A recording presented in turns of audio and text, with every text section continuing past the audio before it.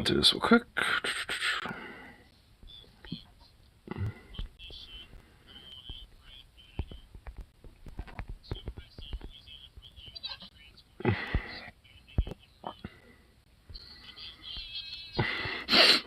Okay.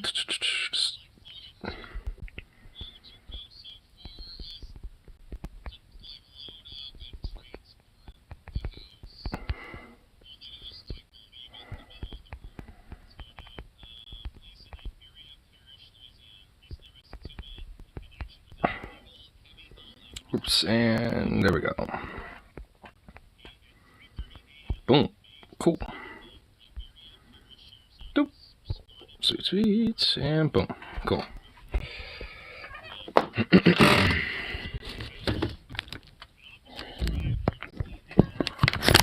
Wow. There we go.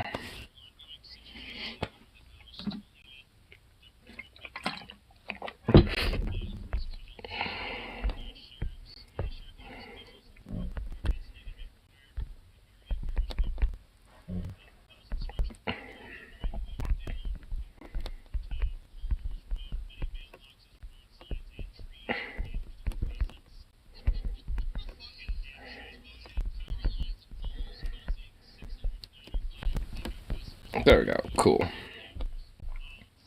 Sweet. All right. My goodness, my goodness.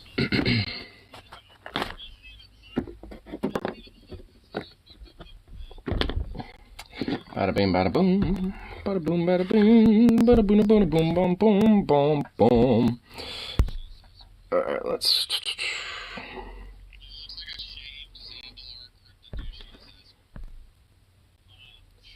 Not even gonna lie. Don't know why I have the earbuds on when I could just have my Bluetooth concurrently, but meh, whatever. Not gonna be worried about it, cause I don't give a fuck. Anyway.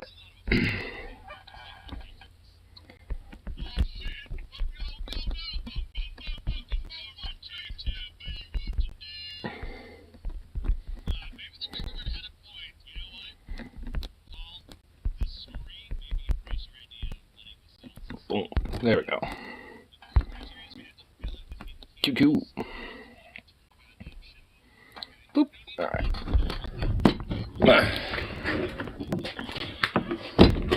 Oh.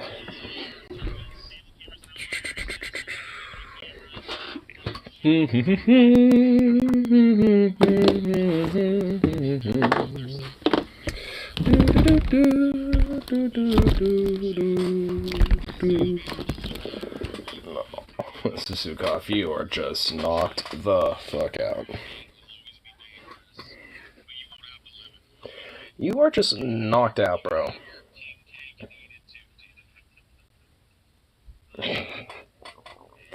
Oh. Oh, she's just so out of it.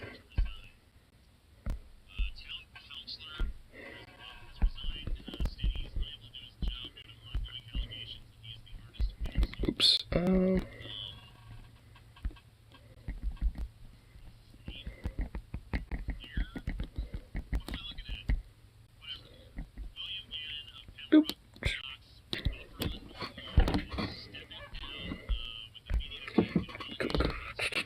Alright. I need to get some weed loaded up. Let's get that going. Let's get that going. Yeah. Yeah. Gotta get some bug going.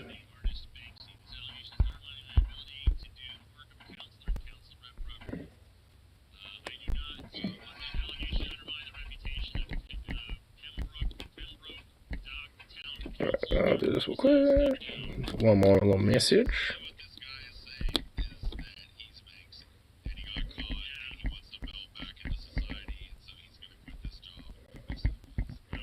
Do this.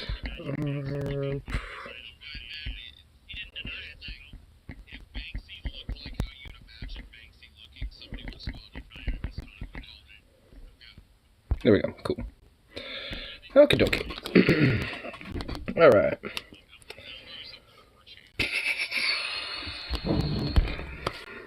Well, let's get this going.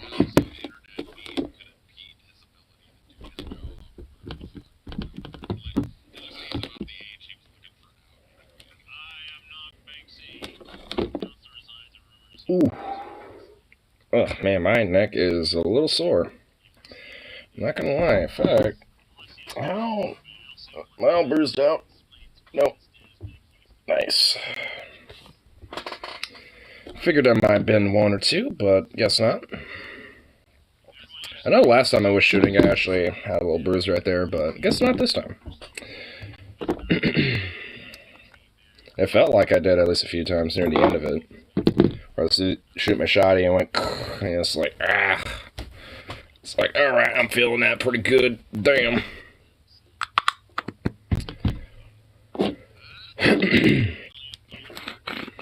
Well, honestly, like, shooting that VSKA, like,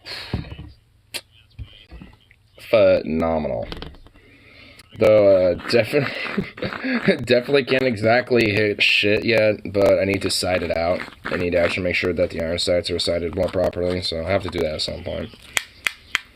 I think I'll have maybe like 2 10-round magazines just strictly for like sighting purposes. They'll just like 10 in there and just like, alright, 1. Just kind of see how things are sighted up, adjust it accordingly, and fire another. Just kind of, yeah, repeat the process.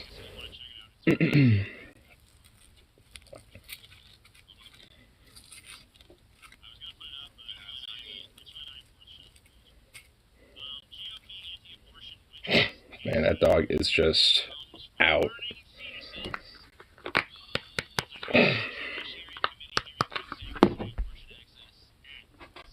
Oh, Lord.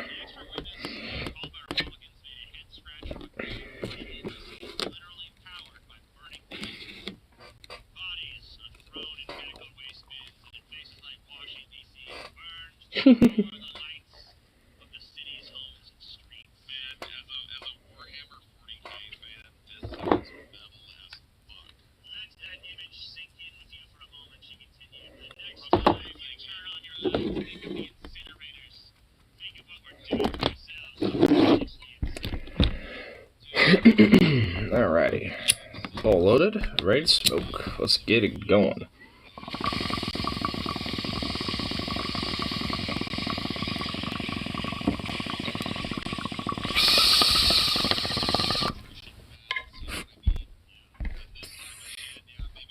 There we go.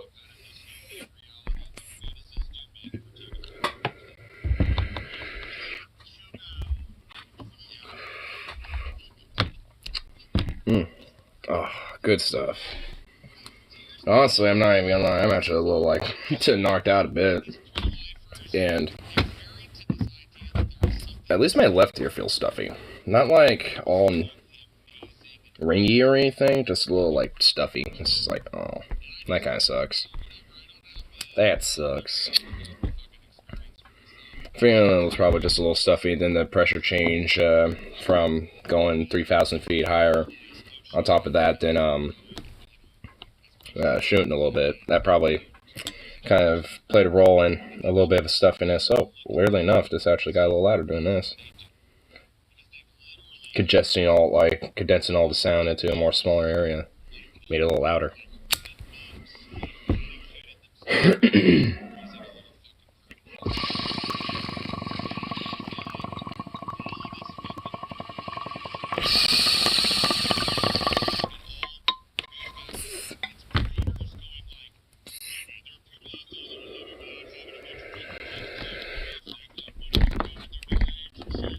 There we go.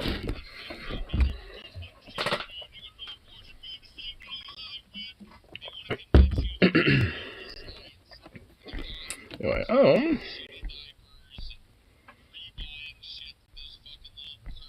my god, I'm getting replies on some comments and shit. Oh boy, this is gonna be great.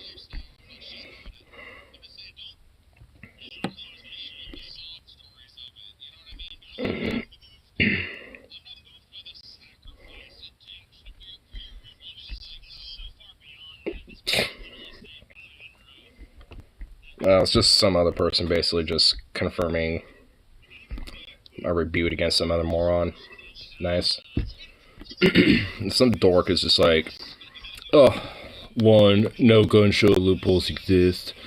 There's no states without background checks. You want to register, and all you have to say that is educate yourself. Second Amendment has two parts. The right to bear arms should not be infringed, and citizens have the right to assemble a militia. And no, Paul, militias are not a military. Educate yourself, neckbeards. And it's like, holy shit, there's just so much bullshit in that I don't even know where to start. Like, that is a gem of disinformational stupidity. It's like, oof. That's some oofs right there. Of course, this other person's just like, all states that did have gun show loopholes closed them, which is bullshit. There are plenty of states that, even if they might have tightened restrictions and shit, there are still gun show loopholes. Absolutely.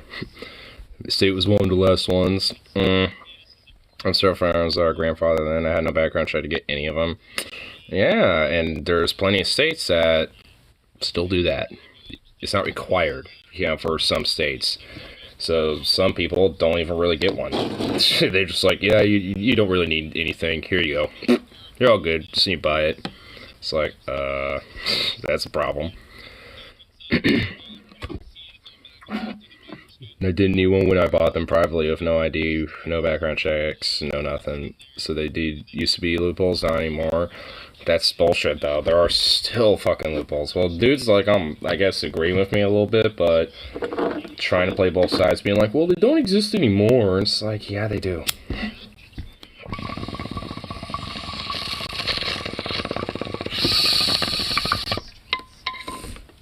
It's like, good lord.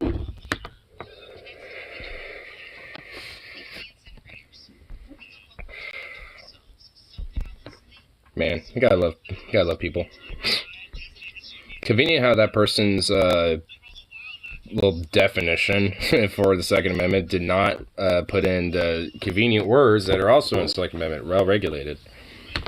Convenient that's left out. A little odd, if I just say so myself. Here,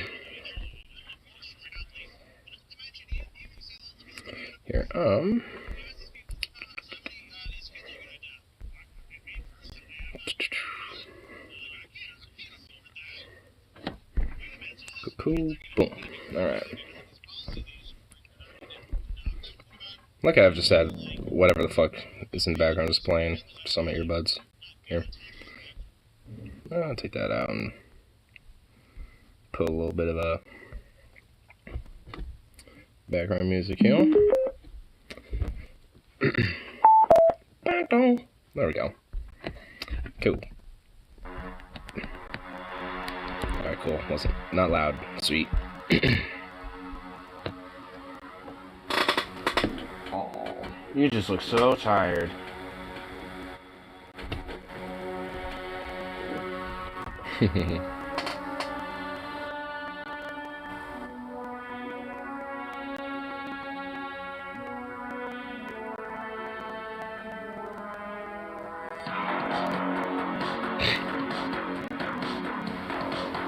He is just rightfully knocked right the fuck out. It's so cute. Absurd. You and your absurd cuteness, bro. Why?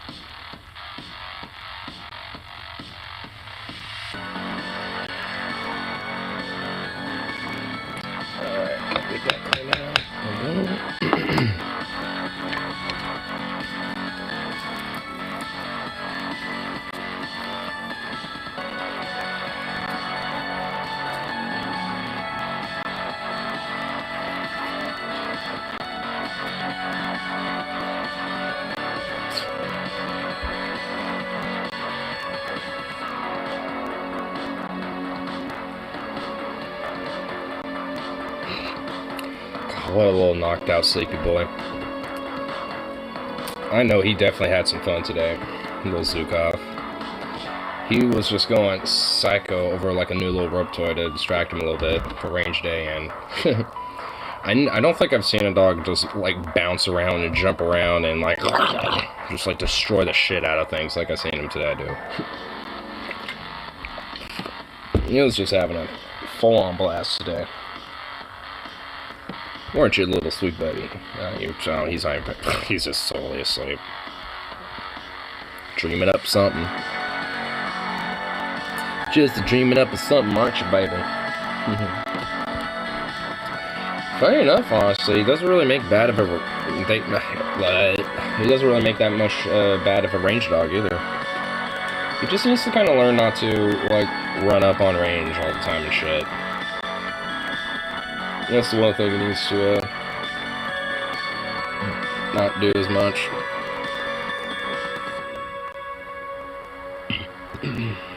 Or wander too far away. So every now and then he'll wander off a little bit, a little too far for my liking, and have to try to get him back.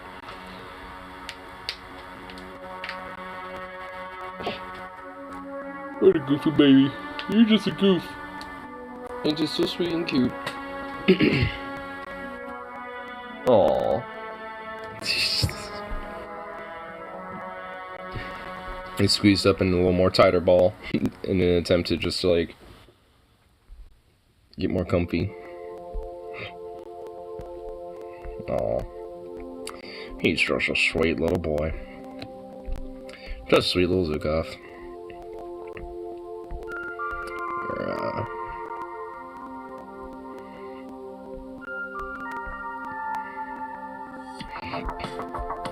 Seeing what little things on tube I could check out here in a minute.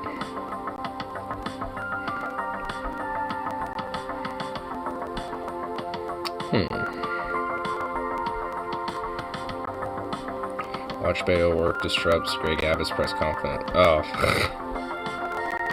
There's more of that. I actually kind of want to see some of the bit more specifics of it. I saw DFF when they were live with reacting to that shit. I didn't even know it was Beto until fucking so like well into the fucking thing they were talking about when they start referencing him. I'm like, wait, is that Beto? And I looked, I was like, oh, it is. I can see, I recognize that head. I recognize the back of his head. Strangely enough. Though at least when it comes to like remembering or recognizing people, like I do that a lot easier when it comes to like faces and shit versus fucking like yeah, their names. So I was just like, oh, that guy. Wow. I mean, it's good PR for him, but also I think, you know, good PR for the movement of trying to at least get some more sensible regulations on firearms shit, especially in fucking states like Texas. So, honestly, like, at least for him, I think he's a pretty good, you know, type of politician for Texas, I guess. I mean, he's still a corrupt shitbag politician, but, I mean, at least for Texas, I mean, at least there will be bones and progress given to the people there. You know, to some extent or another, that will make it better in the long run. So, at least, you know, if you were able to get through and actually, like, push a lot of things that show, like, hey, the Dems actually can't get shit done and help out with, you know, some stuff here. If I can actually get a lot of different places starting to vote that way a little more, especially with more firebrand progressive types, I'm okay with it. I mean, there's some elements where the corporate lib shitbag, you know, actually might be useful. And I think Beto will work. At least for him, I think he's definitely very useful when it comes to Texas politics. So, I'm interested to see if he actually can gain a win in the governor's shit and all that. Because fucking Abbott's just a fucking cretin. Just a fucking worthless fucking shitbag cretin.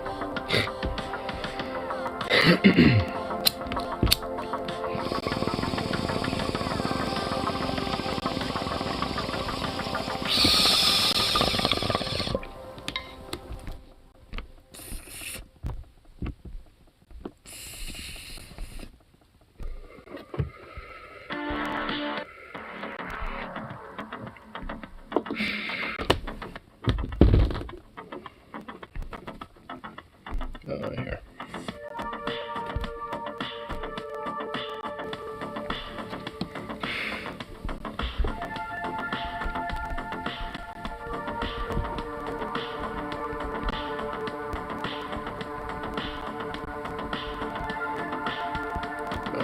That's true.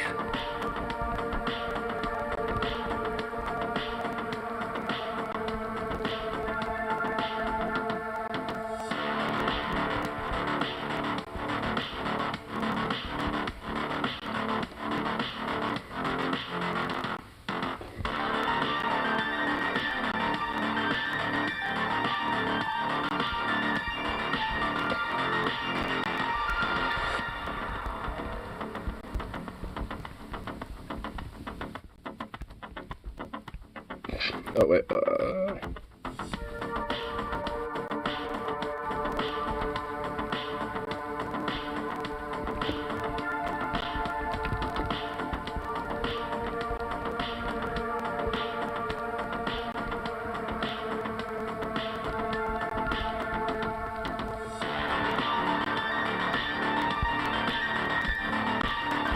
we go, cool.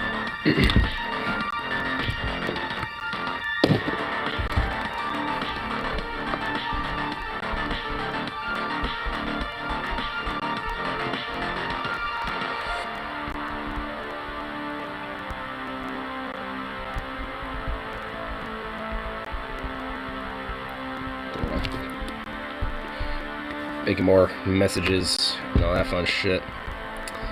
The back and forths of chatting with people. Every now and then I'm always like, hey, just pop in. Just pop on stream. It'll be a little easier.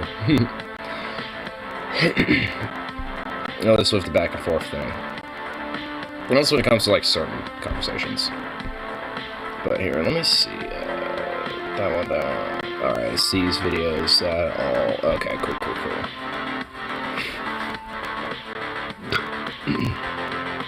Sweet. So, out of everything, I have a couple of little, like, things that I recorded on the way up there for, like a little intro thing, and then a bunch of the beginning things here. Pretty sure this is the first video. Yeah, it is. I think it's the... Yep, it is. Sweet. Here we go. Cool.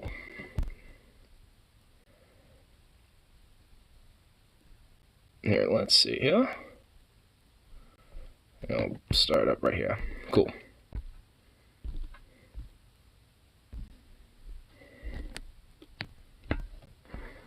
If you're going for the melon, try to get it from here. What's up?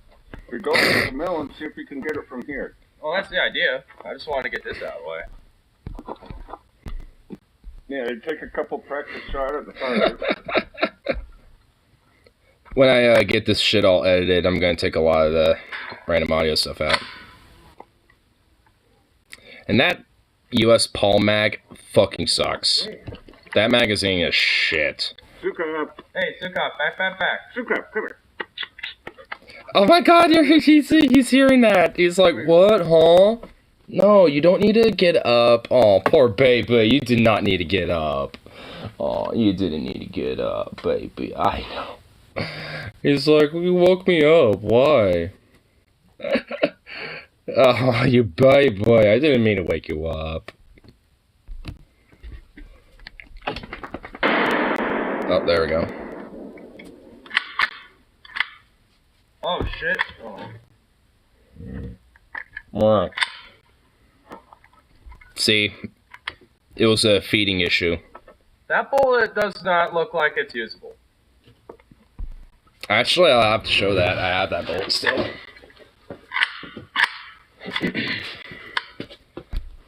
So the bullet that I threw was this one. I'm pretty sure that bullet got smushed, and it's not exactly good for use, like, at all. This will blow up in your gun. You don't want that. That blows up. That doesn't shoot straight. Oh, close.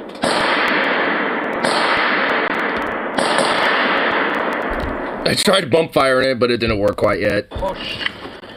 Watch out for the dog. No, watch out for one in the chamber. When another bullet almost wanted to go in there.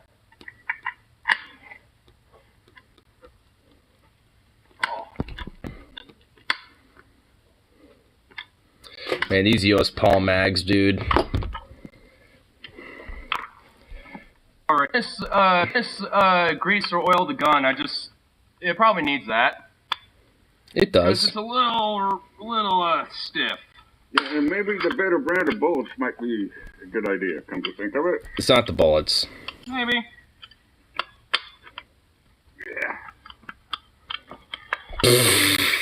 That's why we edit things. I think it might be a feeding issue in the magazine.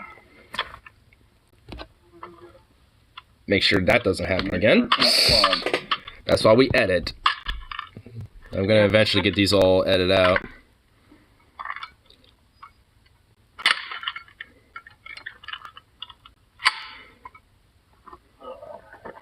There we go.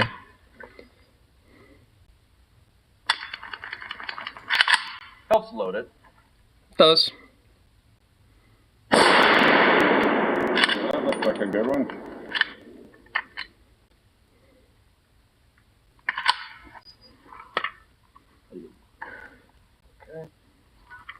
Ball is still good. I think you should be okay. Alright, yeah. Bloop. Plop her in. Chunk. I don't think I got that melon yet. I'm gonna see.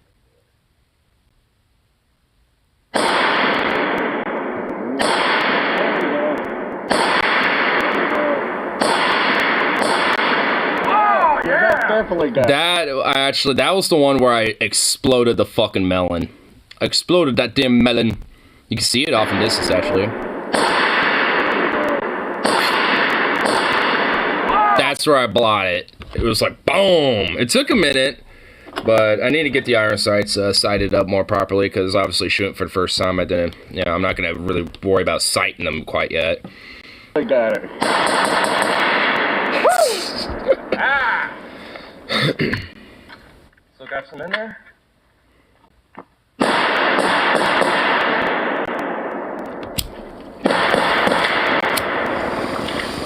Dog.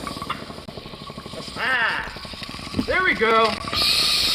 I think it's the feeding in it, because it started feeding well as soon as I started getting less in there. Might have been a feeding issue there. You might have too many shells. It was. Well, they're 30 round mags, and that one's a brand new one, and these are too, so it's a way to at least also kind of loosen the spring a bit, so. But yeah, I think it was actually a feeding issue primarily on that one. But here, let's see. It was. Because, let's look at these Bulgare mags. Alright, did not hit those targets.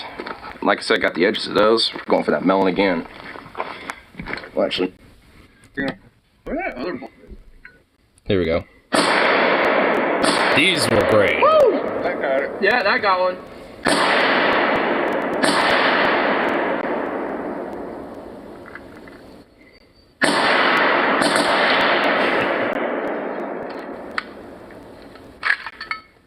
Oop. Alright, I guess I didn't need to reload that one. Let's put that there for now.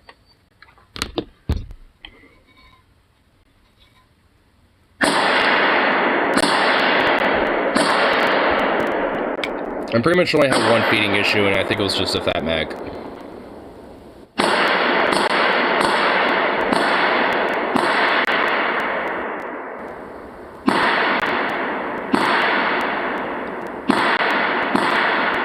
Zuka! He's good, as long as he's behind me.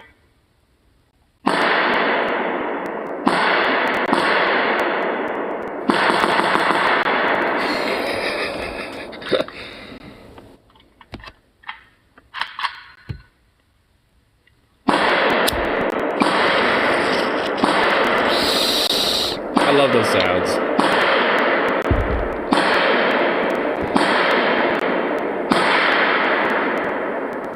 Ooh, that was a good crack.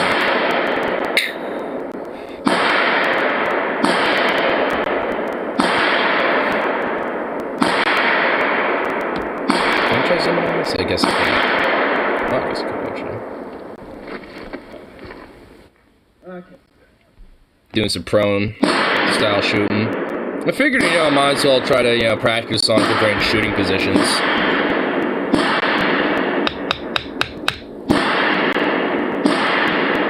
Those look up just kind of chilling, watching me. He's like, wow.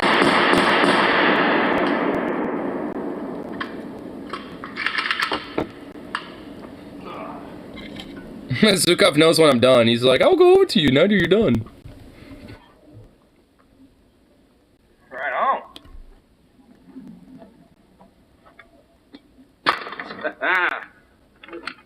Woo!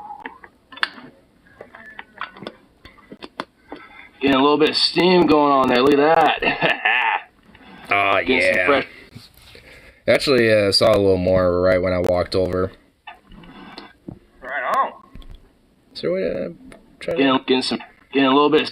Yeah, right there, a little bit. Getting some fresh gun oil, getting lubricated now. Oh. Let's check our results. 90 rounds, got 30 more. Gotta make sure he at least hit some of that. Oh, here, let's see. Yeah. Yeah, that's marked.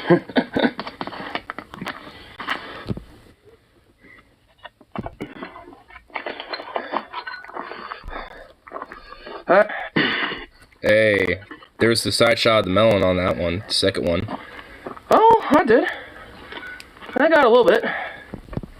Scraped on the edge right there.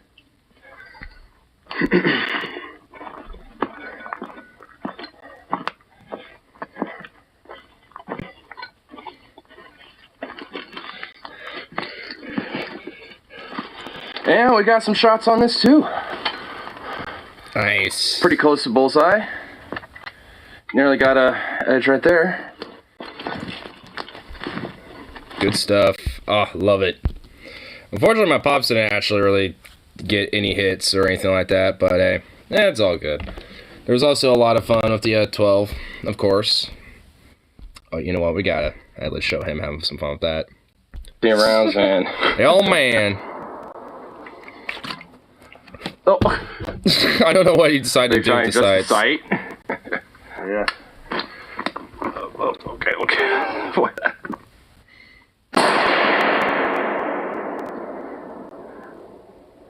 I think I almost... He might have almost got one.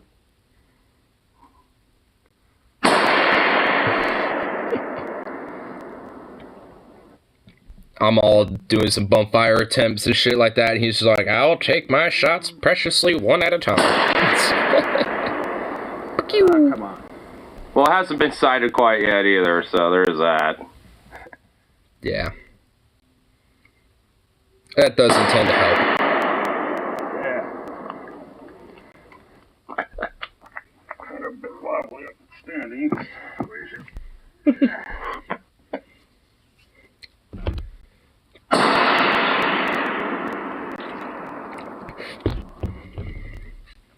Man, it was like he waits for like the sound to end before he takes another shot. From a high or low? I think it might be high because I haven't been seeing any hits yet.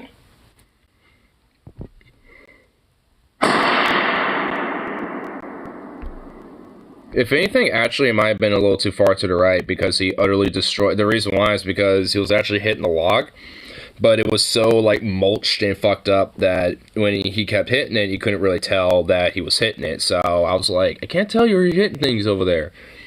And lo and behold, he was just actually a little. He wasn't left with his sighting.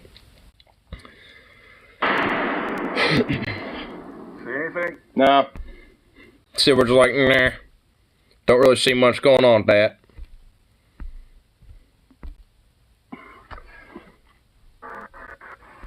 Drive along. There we go.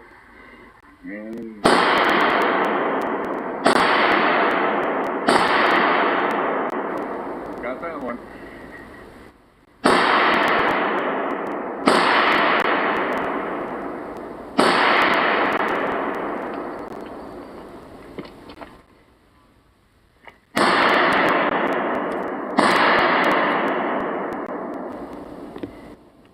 How many shots? I had 16, I think, of this. Because I remember there was that one bullet that I put in my pocket, too. And I actually loaded it up in my last 15 right here.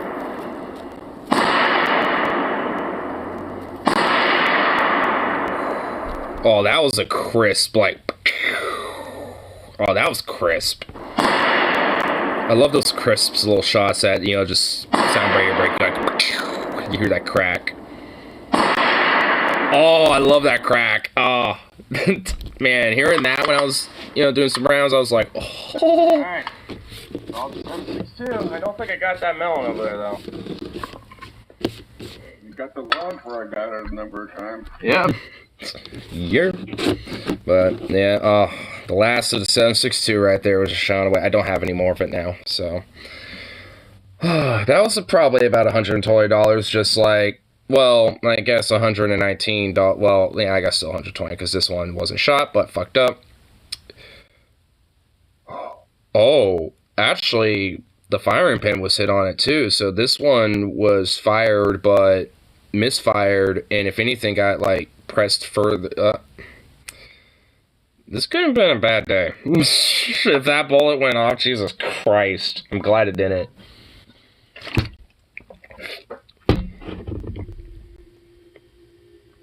But hey, every now and then you're gonna get a faulty bullet. It happens. I mean, you prefer not to, obviously, but hey, occasionally a manufacturer misses a faulty bullet, and then you get shit like this, where it's all fucked up. So it happens.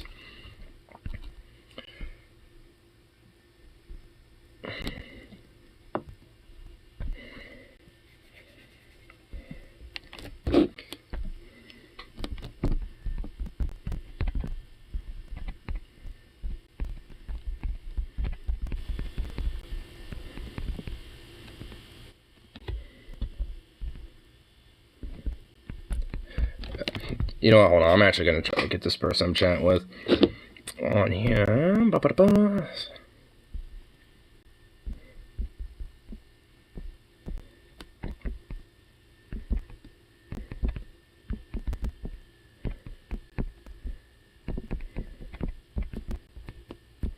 Oops.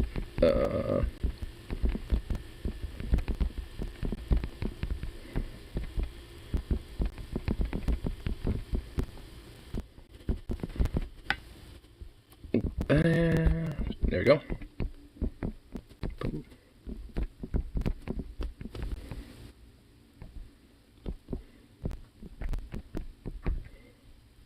Oh, motherfucker. There we go. Ba-ba-ba.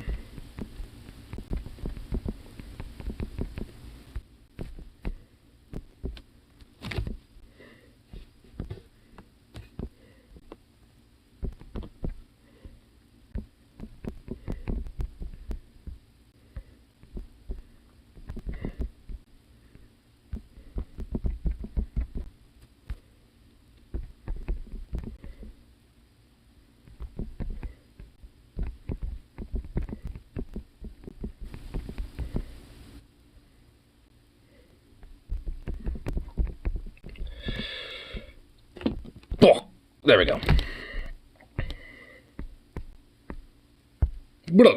Alright. Got that all nice and sweet. Here, actually, let's get that playing up again. You know what? Turn it down, turn it down. There we go. Don't want that too loud.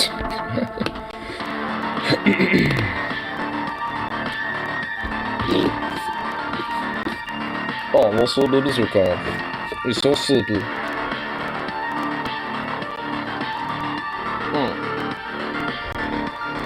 Oh, good little puppy.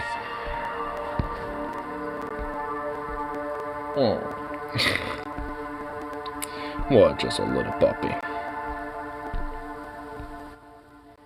Why are you just such a little puppy? So cute, so sweet.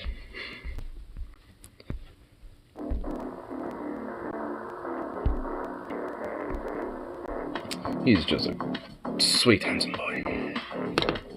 Sukov needs to quit being handsome. I always contemplate whether I should shave him entirely. Just shave it all off. Shave all that cuteness. You see how tiny he really is. Is he a big, voluptuous, handsome boy, or is he actually really just a skinny, tiny thing inside? Because we think he's actually a tiny guy. He's just a tiny boy.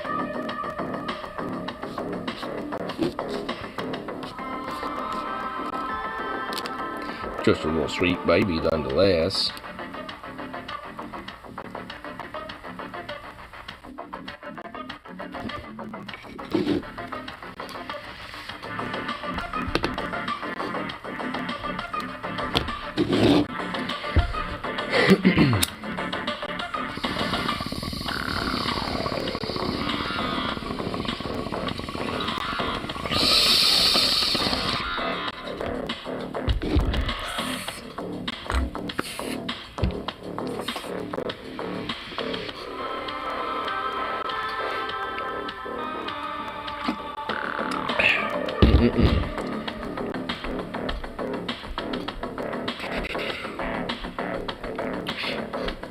Alrighty. Oh, here, let me see more about that, Beto O'Rourke type of thing, honestly. Where did that go? Where did that go? Oh, here it is. Watch Beto O'Rourke disrupt screen. Yeah, here it is. Cool. I should want to kind of check this out. Funny how I'm like, hey, here's me on range day. And then it's just like, here, let's fucking watch goddamn Beto O'Rourke fuck on a bunch of people that don't do shit about guns. After our show, guns. Sit down. You're out of line and an embarrassment. Sit down and don't play. You're out of line and embarrassment. No, he needs to get his ass out of here. This isn't the place to talk to us over. This is totally predictable when you... Sir, you're out of line. Sir, you are out of line. Sir, you are out of line. Please leave this auditorium. Man, look at these little bitch-made yuckle fucks that have to carry the little sidearms. Be like, leave. Like, you know he has, like, half the mentality. They're like, leave, you son of a bitch, and start grabbing his holster. Like, oh my god. Like, you're scared of, like, fucking Beto O'Rourke? Are we fucking serious? Like, oh my god. Sick son of a bitch that would come to a deal like this to make a political issue. It's like a fucking, like, gun deal to make it a political issue like this because it is... Oh my god, I just seriously hate and detest people that fucking really do that shit, to be frank. At least, like, these type of fucks. You know, like the actual politicians and the people that could actually do something about shit. Like, cause, like, guess what? Especially if you're a politician, yeah, it is a fucking political issue. Especially in this country, you fucking maroon. It's like, oh my god. Freedom of speech, what happened to that? It's on assholes like you. Why don't you get out of here? Freedom of speech, the First Amendment of the Constitution. What happened to that? Oh my lord. Abby just sitting there like a fucking disappointed little fucking shrew.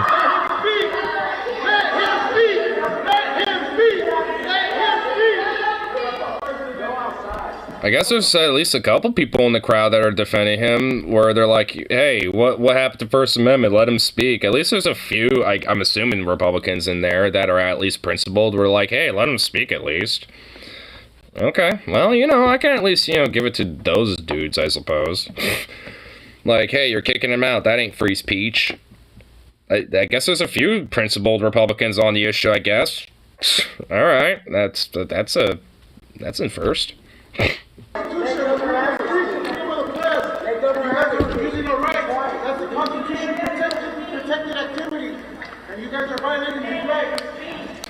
Oh, there's. I think it might be that dude. That was Texas gubernatorial candidate Beto O'Rourke confronting Governor Greg Abbott of Texas at a press event about the mass shooting that he enabled in his state. He did. The blood is on his hands. And I absolutely commend Beto O'Rourke for doing this. Now, if you didn't catch what he was saying, here's part of the transcript here. You are doing nothing, O'Rourke said, only feet away from Abbott. You said this was not predictable. This was totally predictable, and you choose not to do anything. And he also told Abbott, this is on you. And he's absolutely correct about that. He is absolutely... No shit, of course. Like, if you're a governor of a fucking state, you're pretty much like a little baby president. like you are technically, you know, like the leadership for the state. So if you're not enacting policies that could potentially save lives of kids and shit, like, you know, some basic fucking, you know, some very strong, vigorous basic background checks, you know, and strictening the accessibility to firearms and shit to people that could be, you know, very red flaggish, you know, when it comes to trying to own some. And, you know, at least a couple, you know, like, at least, you know, a few other things, something, you know, then it wouldn't be on his fucking hands. At least then it could be like, all right, you actually, you know, we're trying to, you know, enact some policy and shit. But no, you don't do shit, so it is on your hands. Because if you're fucking the leader of the state, yeah, what happens in it should be fundamentally in your hands if it's something that you can directly fucking change as governor. Correct. The blood is on the hands of every single Republican lawmaker who enables these psychopaths, who has no gun regulations that allow people to just walk into a store and purchase a firearm. No gun safety required, no background checks. This is on them. And I applaud Beto O'Rourke because what he's doing is really important. Is it political theater? Sure. But is it necessary? Yes, because in a state of politics where you have Democrats not doing anything, not even doing political theater, I think that efforts like this really should be lifted up and appreciated more, even if I have my disagreements with Beto O'Rourke.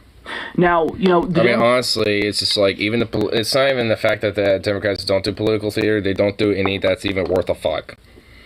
At least Beto O'Rourke, at least when it comes to these gun issues, is at least, you know, taking the conversation and the whole, like, fucking, you know, PR sense of things, and taking the whole, like, you know, it's just saying shit, and at least taking a different approach, and at least, you know, being more aggressive and actually more hostile to Republicans on this fucking issue, as Democrats probably fucking should. And I find it odd that a corporate Democrat is the one being actually, like, vigorously aggressive about this, you know, and shit. Like, I mean, it's, what are the other Dems doing? Like, seriously, nothing. That they are absolutely useless. You have some Democrats in the House, like Pelosi, Hoyer, and Clyburn, who are campaigning for the Republican Party effectively. So they've endorsed Henry Cuellar over a progressive woman, and Henry Cuellar is not just anti-choice, but he got an A rating from the NRA, and Democrats are sending out robocalls for him. So this individual is, for all intents and purposes, a Republican, but he has a D in front of his name, so Democratic Party leadership is helping him over the progressive. I mean, it literally just sounds like at least half of the Democrats. Like, they're only there by name. Like, frankly, that's just literally what they're there for. To take action. So you have some Democrats in bed with the enemy. You have other Democrats who are just like, well, I don't know what to tell you. It's sad. I wish that we could do something. Like, this is literally the sentiment. As Jake Sherman of NBC News reports, Schumer signals no gun bill imminent. Americans can make a choice, Schumer says. Americans can cast their vote in November based on how people stand on guns. Schumer says Republicans can work with Democrats now to craft a bill. He's skeptical, unlikely, burnt in the past. Now, Like, honestly, that's just such weak bitch-made fucking shit. It's like, what, goddamn fucking Schumer can't, you know, start, like, actually, like, being hostile and aggressive and fucking vigorous, you know, on trying to whip up, you know, fucking, you know, some Republicans on this issue and Democrats on this issue and force a bill through. Like, you tell me he can't fucking do that. Like, oh, you know, it's just, like, literally no Republican would be fucking in favor of that. It's like bullshit. Like, especially considering how much fucking dirt is on it. Like, play dirty with them. You know, fuck them over. Like, you know, do, like, you know, get, like, criminal investigations on their ass. You know, like, stick the FBI, like, shit. Like, the current administration has access to all these different alphabet agencies, and you're saying that, he can't use them on, you know, fellow politicians and, you know, and his own government? Of course. Of fucking course. But, don't want to do that. Don't want to actually fucking calls for, quote, common sense. Oh my god, just vague nonsense. It's, like, yeah, there should be some gun limits and stuff, but what the fuck is the common sense idea of what that is? Like, I think there just should be some, like, vigorous limits on the accessibility to them, to ensure that, you know, regular average Joe people like me can have, accessibility, to them, and being sure that we can going through the processes, and people that are very liable due to red flags, criminal, mental, or otherwise, or a combination of both or anything, akin to those lines, don't. I mean, does this, end all mass shootings and shit like that? No, but it will minimize the fuck out of them. And on top of that, just, accessibility to, mental health treatment and addressing mental health legitimately instead of just using it as a goddamn talking point, Republicans. Even though, they never give a fuck about mental health until it's about, a mass shooting or some shit. Then Republicans are always about mental health, mental health, mental health. It's like, shut the fuck up. Unless you actually give a shit about it, then just quit talking. But, of course, they're slimy little snakes, so they're gonna use that as their talking point to obviously escape from the real roots of the issues, even though mental health is a part of that. They just are obfuscating to the actual issues of the mental health and just scapegoating it. Essentially gaslighting the actual issues of it instead of looking to the real roots. So, neat. And then he also came out against common sense gun reform simultaneously by rejecting the filibuster reform needed to pass common sense gun reform. President Biden said, as a nation, we must ask, when in God's name will we stand up to the gun lobby? When... oh my God, I've already went on rants about this tweet and his God's fucking name, speech. Will we do what needs to be done? I'm sick and tired of it. We have to act. You are the fucking president of the United States. You have to act. It's on you. We voted you in office. Now you act. Sign some executive orders. The Supreme Court... frankly, honestly, this is probably literally the worst president since fucking Buchanan in terms of actually doing shit or not. Trump was the worst, or people like Reagan, Trump, and Bush are the worst due to the stuff they did do, not due to inaction. People like Buchanan and fucking Hoover and Biden are all horrible and worse in the sense of not doing anything. And if anything, because of that, exacerbates and accelerates a lot of the actual action that a lot of these motherfuckers like Reagan, Bush, or, Trump, etc. have enacted. So it's just why is there, a, quote, opposition party that seems to just be okay with, their opposition party, the Republicans, to just accelerate on their fucking acts and, policies and agenda? Honestly, it's probably just because at least a majority of the DNC and Democratic establishment, they're just Democrat in name only. And at this rate, that's just what they've become. The Democrats in name only at this rate are ones that are probably more like the lefty progressive types and shit. Because at this rate, the Democratic Party does not represent a fucking iota of what those type of people believe. And even then, some of those people acknowledge that and just kind of go along to get along with it now at this rate. Not all of them, but at least we have a year or two of protection until that happens. Actually call on Congress to take action. Name the bills, name the people in your party who refuse to do filibuster reform. Joe Biden won't do that because he himself isn't really sure if he wants to do filibuster reform. This is what he said when we learned about the draft leak opinion regarding Roe v. Wade, that he wasn't necessarily sure if he wants to make that determination to get rid of Roe now. So even if it were possible, Joe Biden might not necessarily want to do that. So this is the party who is sitting idly by and letting Republicans destroy our civilization, destroy society. So I absolutely applaud Beto O'Rourke for standing up to these Republicans who allowed our elementary schools to be turned into fucking war zones. Because honestly, I wouldn't maybe necessarily go as far to say I applaud Beto O'Rourke, but I give him credit, and I think, it's based.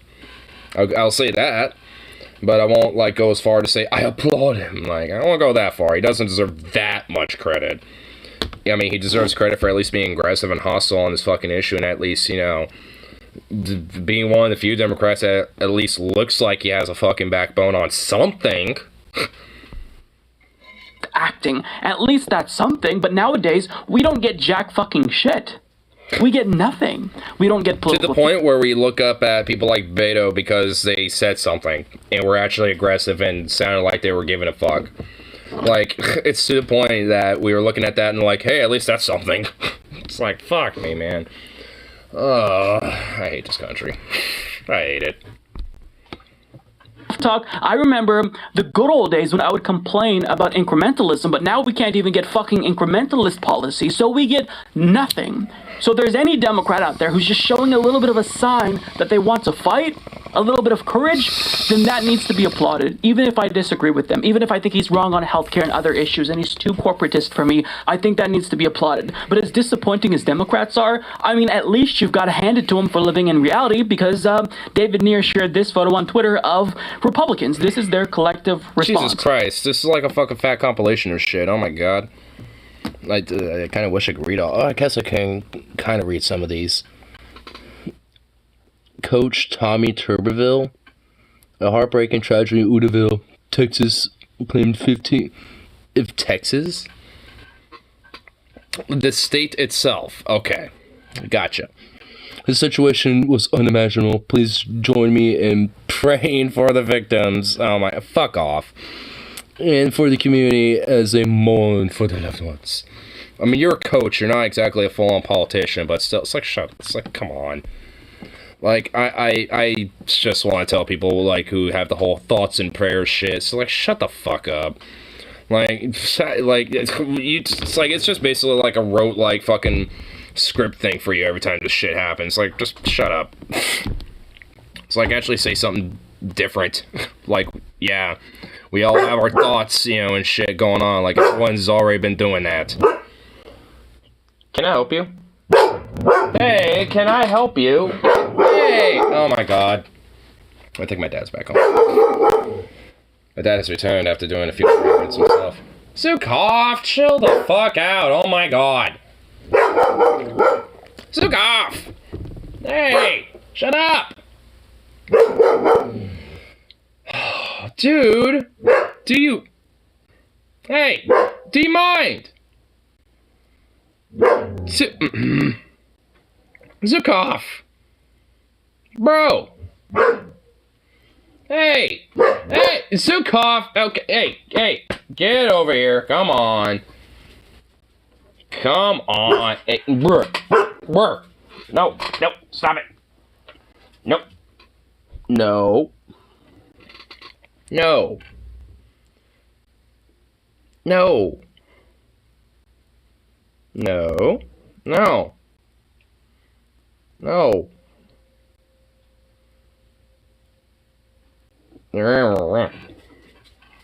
You done? Yeah, let me try to read one of these other ones. I guarantee he's gonna bark again. Representative Tom Cole. Our state and nations deeply mourns with the community, and we pray. Oh my gosh, is this literally just a whole wall of like we're praying for you fucking tweets? Let me see if I can read another one. Oh yeah, here we go. Congresswoman Debbie Lesko. Heartbroken to hear the events, blah blah blah. My thoughts and yep. Oh my god, it's just literally a wall text of these. Thoughts and prayers. Alright, well, these are literally just nothing but detestable fucking human beings. Great. Thoughts and prayers. Thoughts and prayers. It seems like the thoughts and prayers aren't working. I mean, I don't know if you're praying to the wrong God, but whatever the fuck this is not acceptable. And if you think that's an abomination, which it is, it's still somehow better than the other responses that Republicans are giving, where they're not even offering kind words. They're just like, yeah, sorry, this is the way it is. Lauren Boebert tweeted, you cannot legislate away evil. So what does that even mean? You can't legislate away evil? What? Lauren Boebert. Oh, you know what? I hope that fucking whatever that weird like Republican coalition that knocked Madison Cawthorn out. Like, I mean, I hope they knock her the fuck out. Like, what does that even mean? You can't legislate away evil. It's like, what the fuck does that even mean? Can't legislate away like what? Oh my god! What does she even know what that means? Thoughts and prayers. Just fucking deal with it. This is from a congresswoman. Marjorie Taylor Greene tweeted, our nation needs to take a serious look at the state of mental health today. Sometimes... yeah, starting with you, bitch. Meds can be the problem. America is failing our youngest generations from decades of rejecting good moral values and teachings. We don't need more gun control. We need to return to God. So... Yep. yeah, we should look at mental health in this country and start with you, Marjorie Taylor Greene, and then, you know, after that, we'll look at the rest of the fucking country, because Jesus Christ, oh my God. Like, I guarantee you that, frankly, like, I don't really truly believe that she's literate. Like, I actually honestly believe that she has people that fucking, I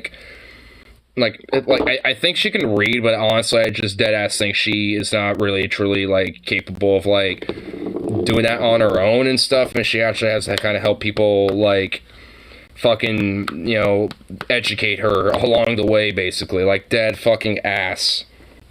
Like, straight up. Like, and with that in mind, like, I don't believe she writes these tweets. Like, I guarantee you she's, you know, saying them, and then somebody is fucking, like, you know, typing it out. Like, what do you want your tweet to say, Marjorie? We need to look at the, you know, blah, blah, blah, and all this shit. And it's like, and the person's like, is this good? And she looks at it, and she's like, yeah, it looks good. You know, and it's like, okay. You know, so it's like, oh my God, ugh.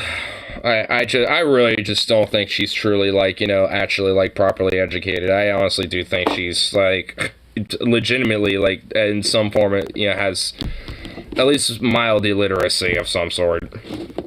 Crazy people? Gazpacho police. I mean, really? From getting these guns that they use to slaughter children, then you have to subscribe to my religion. In fact, I have to impose not just my religion, but my theocratic political worldview on all of you. Otherwise, the kids are going to keep dying. So what is it going to be, theocracy or dead children? This is what we get from elected lawmakers. And then, of course, you have Republicans who don't say as stupid things as that, but they still blame everything but guns. Our prayers and our thoughts are with the families there. It's unbelievable. It's just unbelievable evil. And I don't know how someone could actually do something like this. I think, you know, there's going to be all kinds of discussions coming up, unfortunately, you know, in the media. I could probably think of a lot of different reasons why people have probably been doing this for the last, like, decade. Second Amendment and regarding the other issues around guns in this country. But I think we really need to ask the question of how could something like this happen? How could somebody do something so evil? I mean, what kind of person, what kind of animal can do this? And I think, you know, what kind of animal wants to literally obfuscate from the entire core roots of these fucking issues and not look to the core root of the problem and dehumanize their fucking fellow man and shit?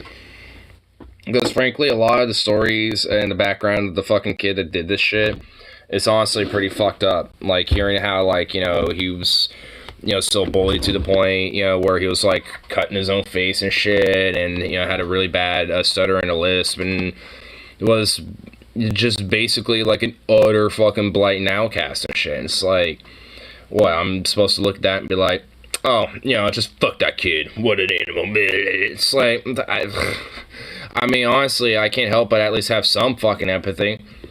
I mean, not entirely, but I at least have some, because, I mean, fuck. I mean, hearing about that type of shit, it's just like, yeah, I can't help but, you know, at least feel something, you know, for the kid a little bit.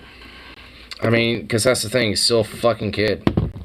And it's like, this shit could have been fucking prevented easily, because how many other kids like him are on the fucking razor's edge like that? And a lot of them might, you know, honestly go quiet and harm themselves, and, you know, but a lot of them don't, and there's plenty that don't. And it's just like, and either way, regardless of which direction it fucking goes, it's fundamentally a problem and a disgrace and an embarrassment on our fucking country that is just, it's just like, who cares? I mean, it's like, what? It's like, the fuck? Seriously? In West Texas, not too much smaller than Uvalde, and I could never imagine something like this happening when I grew up. But when I grew up, things were different. You know, there was a focus on family and community and church. Shut the fuck up. I think that, you know, we knew each other, and I'm not saying that the people in Uvalde don't know each other, but I think that's been robbed from us. I'm not saying that the people of Uvalde didn't know each other. It's like, yeah, you are. You literally are blaming the fucking people that live there for this. You literally are blaming them for this. Wow, what a fucking cockroach, scum rat human fucking being.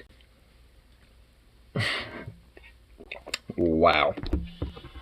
changed over the last 30 or 40 years, and there's been an attack on those things in particular, and I just you're an attack on these particular things, and it's like fuck shit. Kids are exposed to all kinds of horrible stuff nowadays too. I look back and I think about the horrible stuff that they hear when they listen to rap music, the video games that they watch. Oh my god, the rap music, the video games.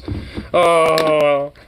Wow, this motherfucker will literally blame, quite frankly, fucking anything and everything but the actual issues. Wow, he's throwing out all the cards. He's blaming the community, he's blaming mental health, he's blaming video games, he's blaming evil, he's blaming fucking rap. For some reason.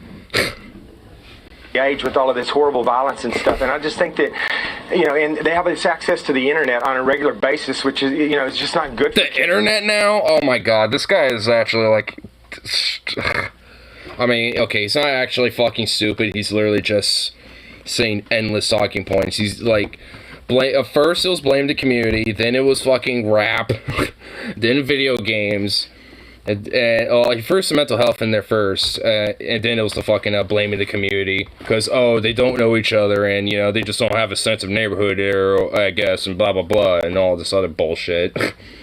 And then it was fucking like the rap, the video games, and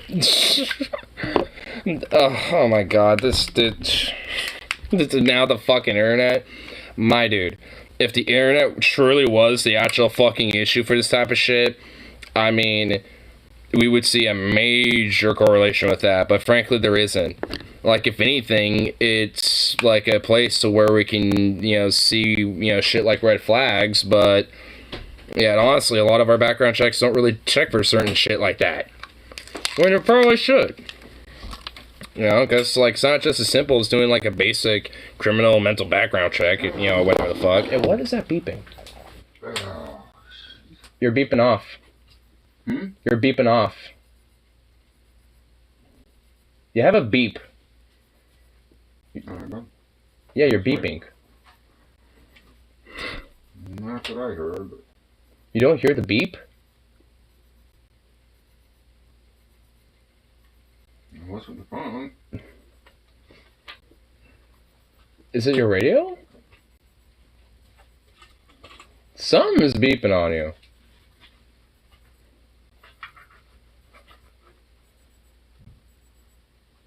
I think the radio's off.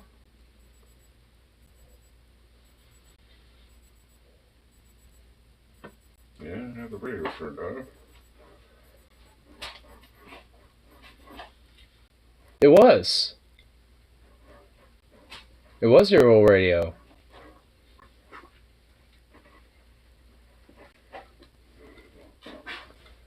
The radio's dead.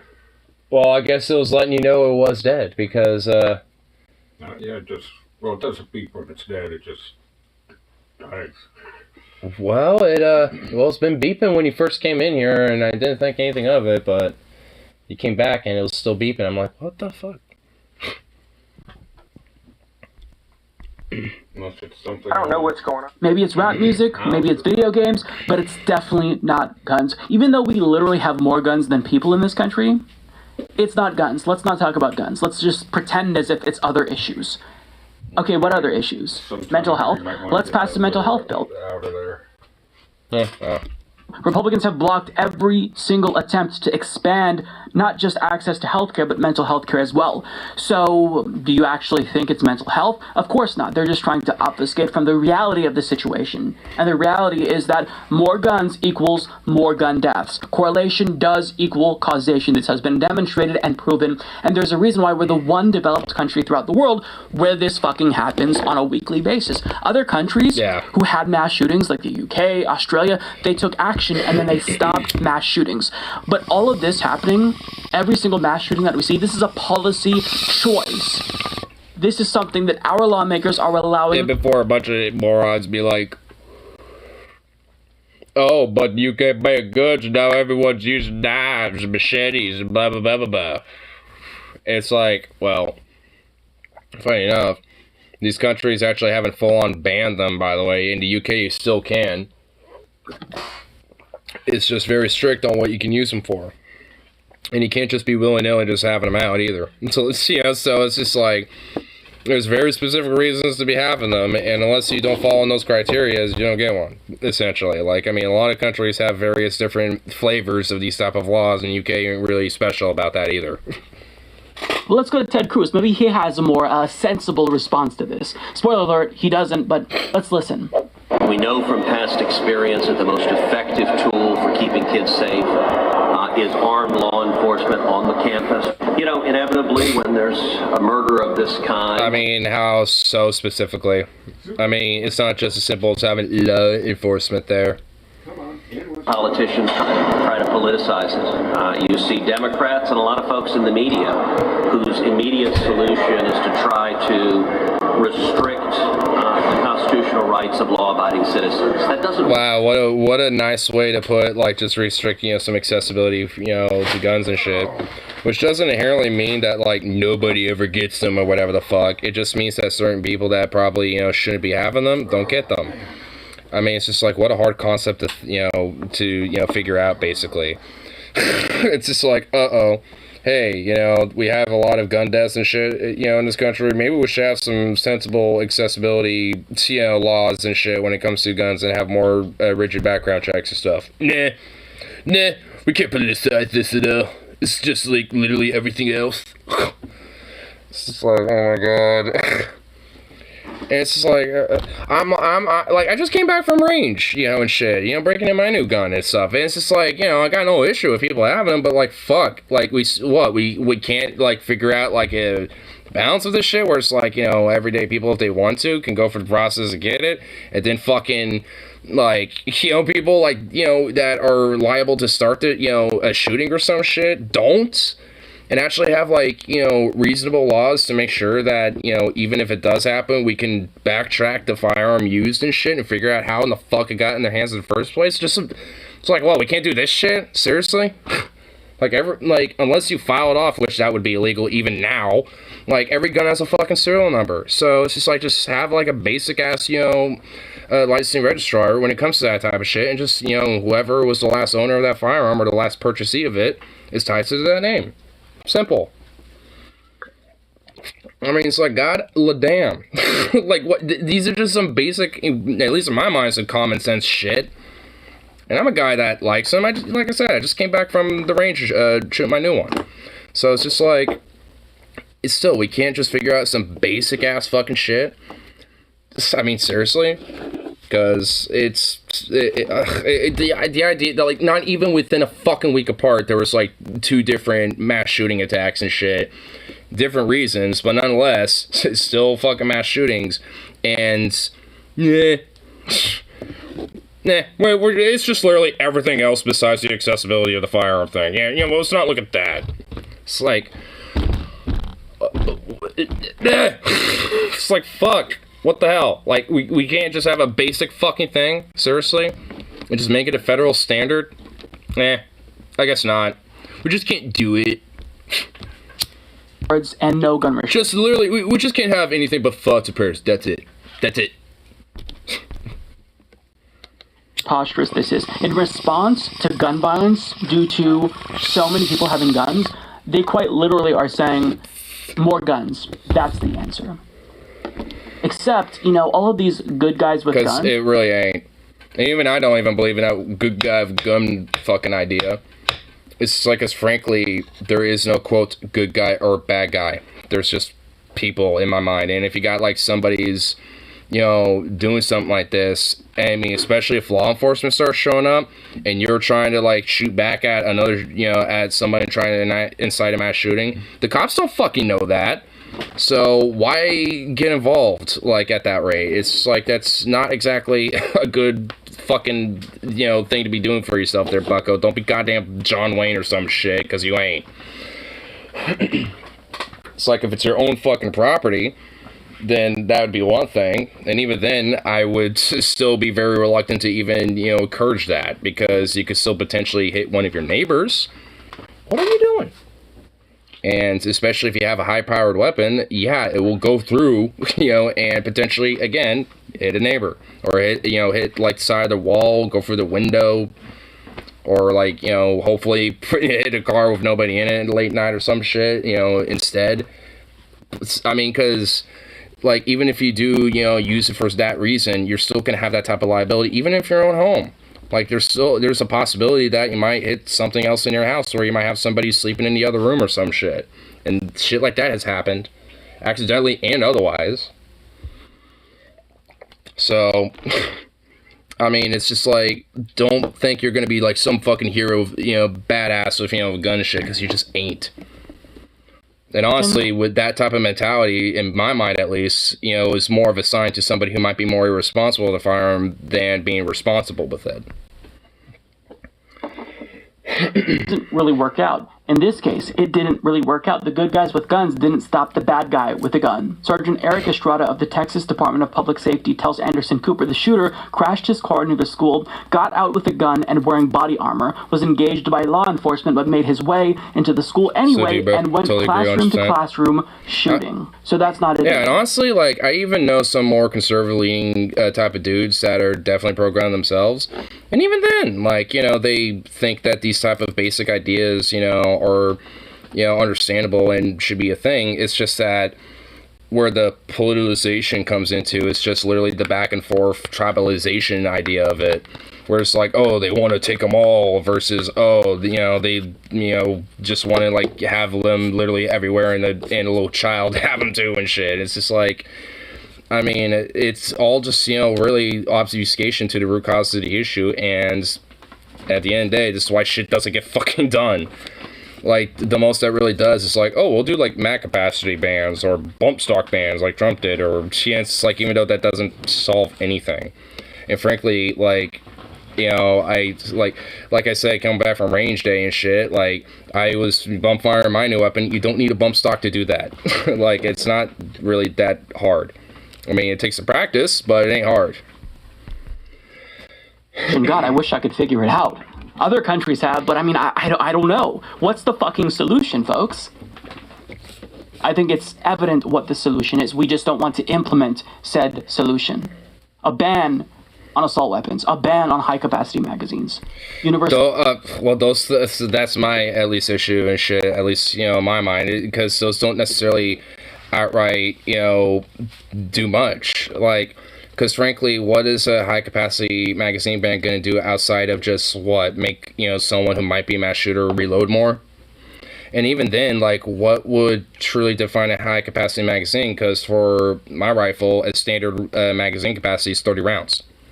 So is that, like, what would define a high capacity for that? What, like the drum mags or like the 40-round extendos or and shit like that? I mean, yeah, I guess those, but like anything from 30 and lower would be standard or, well, lower. I mean, different rifles have like different standard capacities, and some are 5, some are 10s, some are like 20, like 32, 30. I mean, it just depends. Like, I mean, it's why, you know, also I think, you know, it tends to be pretty vague, which is why they always have like a very just across the board, like, we'll put it at like 10 or some shit. And it's just like, and honestly, like, at least for my state, Oregon, we don't have laws like that, but Washington has been implementing some capacity magazine bans and shit. And honestly, it's making it harder for, you know, people over here to that if they want them to get them, because a lot of people from Washington are coming over here to get them. And so it doesn't, like, how did you fix the issue? I guess if you did it like nationwide, but what about the ones that are already in place? Like, what, grandfathered in, I guess? But even then, they're still going to be circulating around the market. They're just going to be a lot more expensive. So, like, they'd be just, if anything, more sought out after, and likely most people don't want to sell them. So it just, like, things like that don't necessarily solve the issue, but the accessibility to these things and having very strong, rigid, you know, background checks, at least, you know, to make sure that, you know, people that are very susceptible to potentially harming themselves or others of these things, you know, whether it's criminal, mental, or otherwise, I mean, they don't get it. But just average, everyday type people, you know, that if they want to, you know, to go get it, should. And also, a part of that, there should at least be, like, some sort of, like, firearm safety test, like, you know, written, and, like, you know, going to a range and, you know, just getting, like, a basic rundown of the firearm you want to get and shit like that, you know, just so you can familiarize yourself with not just the firearm safety, but also with the gun you want to get. I mean, at least for me, it's an AK platform, so honestly, it's like one of the more easier ones to understand. So, I mean, at least for me, it doesn't really take that long to figure it out. But for a lot of guns, they can be kind of technical and complicated, so, you know, it's best to try to familiarize yourself with it and learn it. And if you just get it and just think you're just gonna just pop a few, you know, rounds and plink some cans or some shit and think you're all gonna have fun, a bag of chips and shit, not necessarily. You gotta figure it out. You gotta learn it. It's not as simple as just, you know, looking down range, you know, and shooting a few things.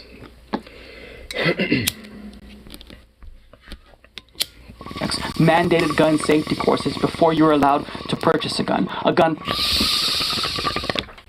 Well, at least I agree with that. AK platform, yeah. It's actually a VSKA trooper. Actually here, yeah. I took some videos of me on range day. Actually, let me go back here. Boom. Let's see what we did.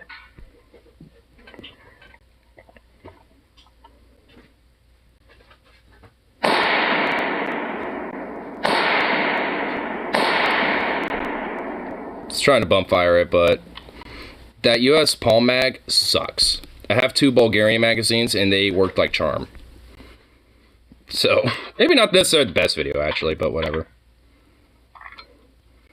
But I guess it gives you an idea of how easy to work with. It's like, alright, hit ground, put bullet out, alright, we good. Rifle ready. Helps load it. That looks like a good one.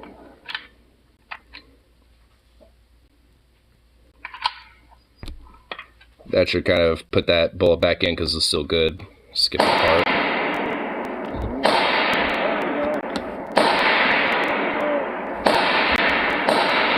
Oh, yeah, that definitely got it. Blew up a melon. And bump fired it. Still got some in there? From south? No, Pacific Northwest actually.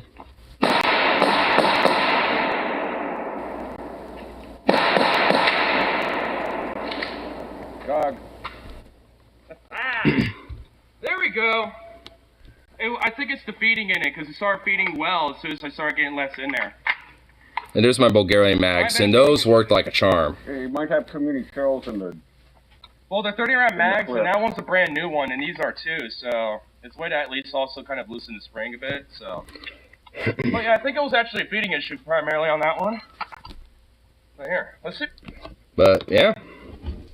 I'm gonna eventually get all these little videos made up in a little compilation and make it a little vlog video at some point. Get it uploaded. But, nah. I mean, funny enough, like, out in the Pacific Northwest, especially at least in Oregon, it isn't, like, all like, oh, gun, you know, gun bad a little bit, like, around here. Actually, at least where I live specifically, it's very gun-friendly. In Oregon state law, to acquire it is literally just FFL licensed dealer with a background check. Like, you have to go for an FFL dealer, which is basically like gun shop, or at least somebody who's like an actual licensed FFL dealer, and go through that process and just a basic background check. So, which even for me felt a little too easy, which is why, you know, at least for me, you know, I'm okay with going for, like, you know, some extra things like a little training course and shit like that. Just because, I mean, at least in my mind, you know, like, that seems like, you know, the better option, you know, when trying to, you know, acquire one, you know, one of those type of things. Just because, you know, you're able to, you know, learn to familiarize yourself with something like that. At least a little more. Because, at least for me, I was already kind of familiar with AK platform style weapons and shit overall, so I kind of already had an idea, and when I saw that, I was like, alright, definitely got to get that. Nice to meet you. Watch you for about a week, and I think cool. Gotta go back to work and be safe, bro. I'm in North Carolina. We'll catch you next time, man. Yeah, no worries, man. And you have a good one.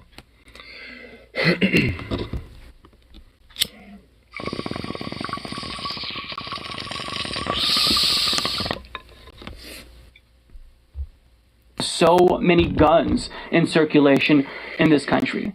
Just doing that might help a little. It helped in Australia, right? We can just copy what they did. But no, nothing will happen.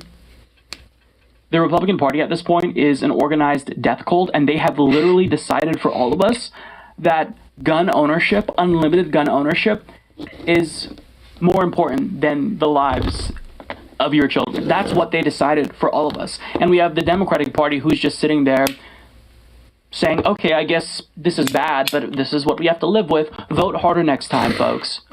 What a horrible society that we live in.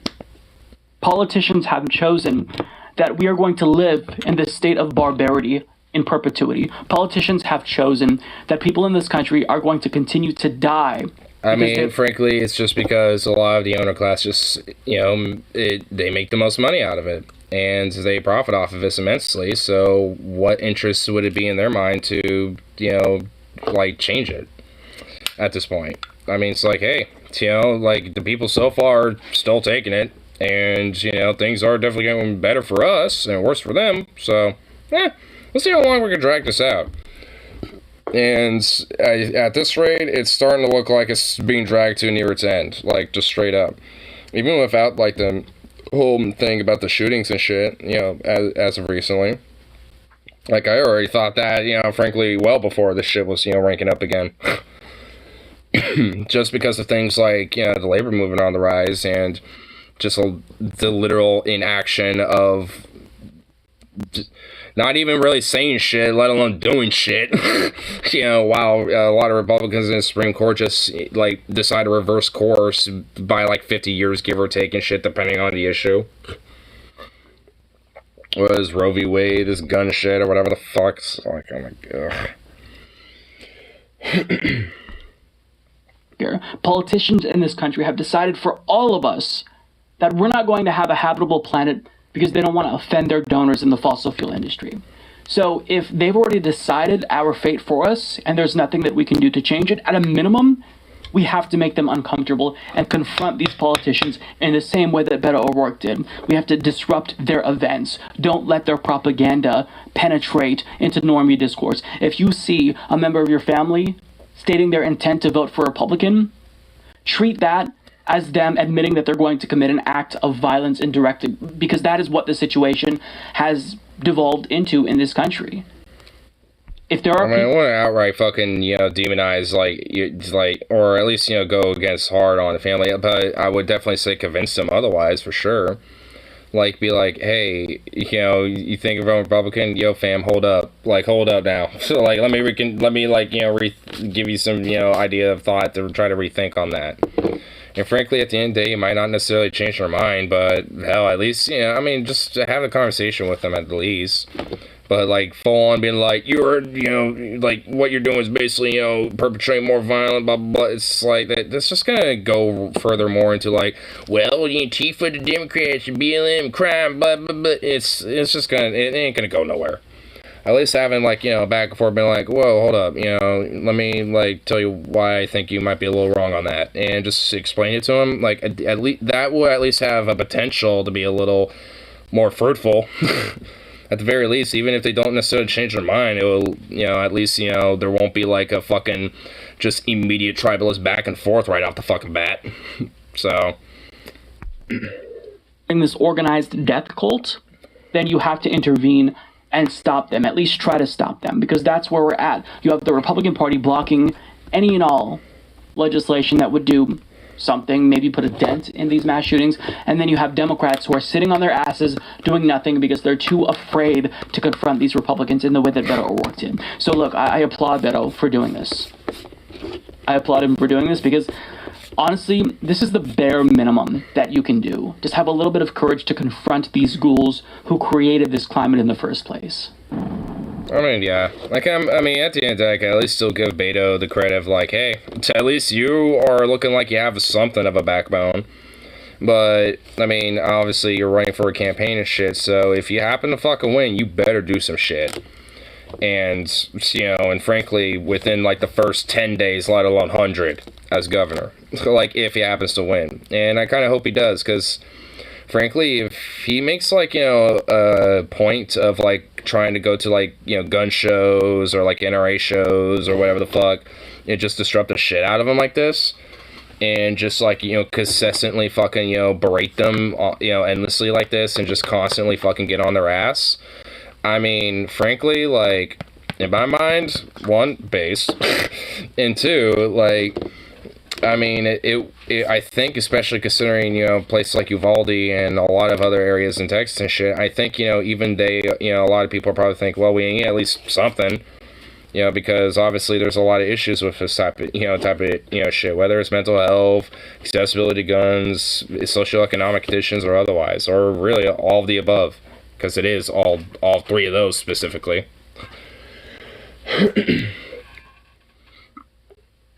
Socioeconomic conditions are so fucked that people's mental health is, you know, getting worse and worse, and the accessibility of guns makes it a lot easier for, and a lot more like accelerative for these type of events to happen.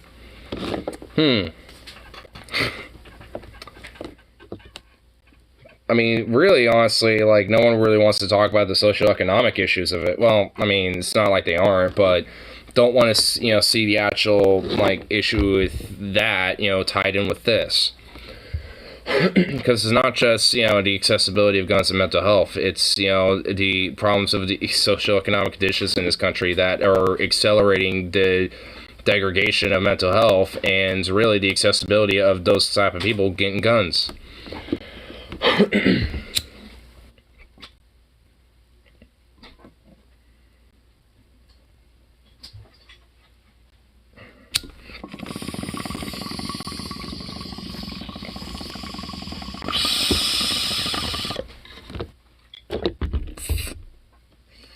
I mean, it just shouldn't be fucking hard. And honestly, like, Oregon's already, you know, like, alright so far. They just need to kind of, like, just go a couple steps further with what they have. Just expand the background checks and cut out loopholes in them. And make them a little bit more vigorous. And just have, like, you know, some, whether it's like a week, 2 weeks, maximum like a fucking month, maximum, of just doing like some basic training courses and having, you know, like a couple written and physical firearm safety tests and shit like that. And just, you know, a basic, simple little process. And frankly, you know, I think something like that can easily be streamlined into like a 1 week period. And at most, like 2. And for me, at least, I especially would not have a fucking issue with anything like that. And also having at least, you know, a basic register, you know, to where, you know, it's like, hey, you are so-and-so, and you live here, and you own this particular firearm. But there you go. So, you know, if something happens to it, then we know who to, you know, find. So, you know, it's just like, it's not like, you know, we're going to, you know, use this as a way to track them all so we could take them or whatever the fuck. It's just to ensure this, you know, that if something were to happen to that, then we know who to, you know, ask questions first to. Obviously, it would be the owner. Because, like, hey, what happened? How's your gun not in your hands? Type of shit. I mean, it's just it's basic shit. And so much of this fucking country can't even get that. And when they do, you know, put gun regulations in there, they aren't even, you know, good, or very like lax and vague, or just don't even tackle the really core root of, you know, what needs to be addressed with it. It's like, like the weird California compliant like fin grips or whatever the fuck. Like, I've seen those, and it's like, what does that do? It just literally makes it more uncomfortable to shoot the damn thing. Like, what? That's supposed to stop people? It's like, okay. It's like, good lord. Like, how's that? Like, what's that supposed to do? Just making it more annoying to have one, I guess? Like, okay. It's just ridiculous. Because sometimes I'll see those for sale around here, and I'm like, and I'll see those, and I'm like, what is this fucking, like, California compliant, like, pistol grip? Like, what is this weird fin thing? Like, what is this supposed to stop somebody? And what's stopping, you know, California from literally going across the state, buying a regular pistol grip, and just going back to, you know, his home and just fucking replacing it? It's just like, so this is just so dumb. Like, it's just random shit like that. It's like, How's that stop anything? Besides just making a mild inconvenience for the person buying it. It's like, okay, if you say so there, guys. If you think that's gonna solve the core root of these issues, alright. Oh, well, looks like it didn't. Oh, well, I guess we tried. Well, not really, but hey, something. Oh my god, this country's ridiculous. The one thing that Churchill said that was definitely absolutely right, you can always rely on the Americans to do the right thing after they exhausted every other option. And I don't, and how have we not exhausted every other option with this whole gun shit yet? Like, have we really not exhausted other options? Like, seriously?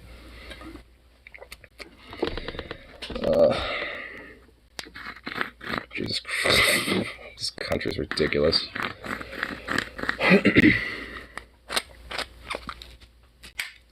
Sukov, what are you getting into? Do I need to like go over there and see what you're getting into?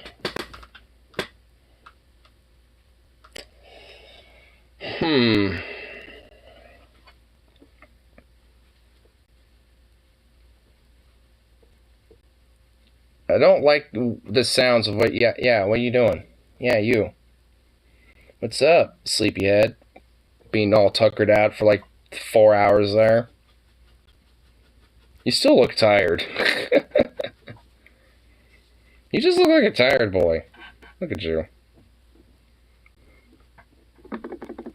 Oh my god, you're ridiculous.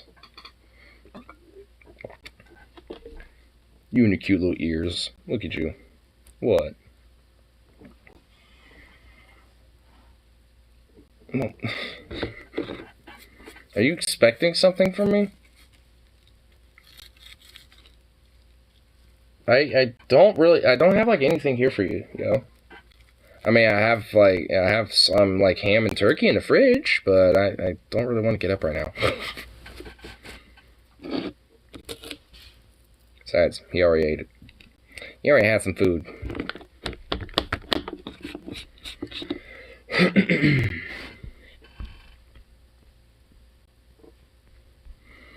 But yeah.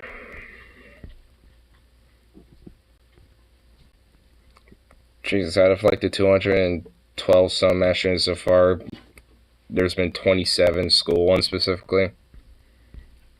And this is the one we decided to hear about. Ay. Shows how much of like a common occurrence that shit is. And I definitely don't blame Europeans to look at our country, or just pretty much anyone else in the world, to be like, what's with you and guns, yo? Because, like, yeah, what is it? And this is coming from a more pro-gun ownership dude, too. It's just like, yeah, what is this fucking weird shit about it? It's like, what the fuck?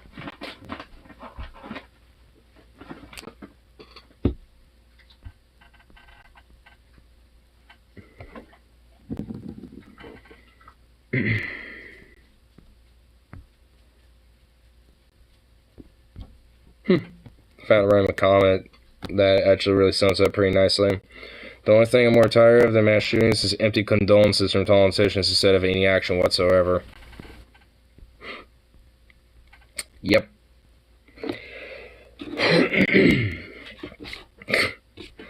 I mean, that's pretty much just the summary of the fucking, just shit right there, really. Because there isn't gonna, like, until there is, like, a competent, actually, like, backboned, aggressive fuck that is willing to actually, like, do some shit when it comes to, doing some legislation on this shit, just nothing's gonna happen. And, unfortunately, with that in mind, nothing's gonna happen for a while.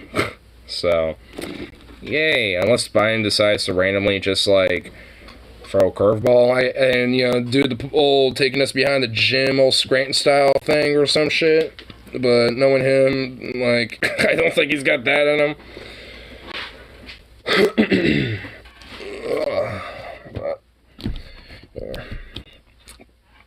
Pop a couple tunes here real quick, go to the bathroom, and be right back.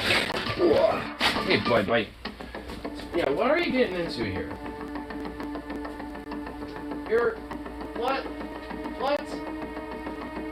You found sticky notes? Goddamn sticky notes, dude? Are we serious? Sticky notes? Just a random thing of stick... Okay, whatever.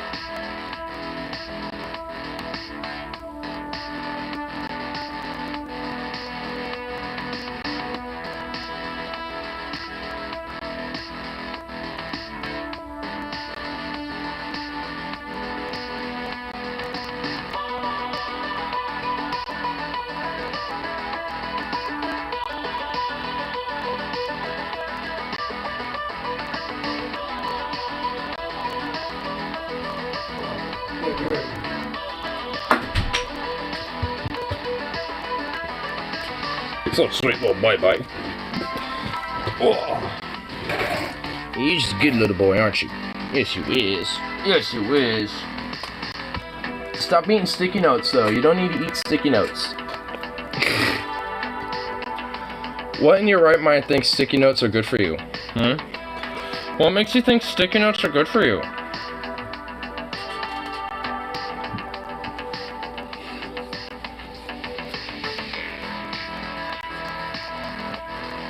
Look at you.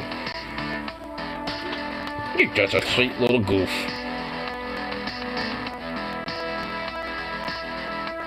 No.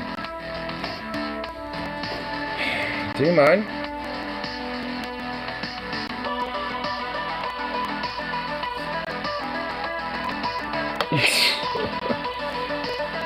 Goof.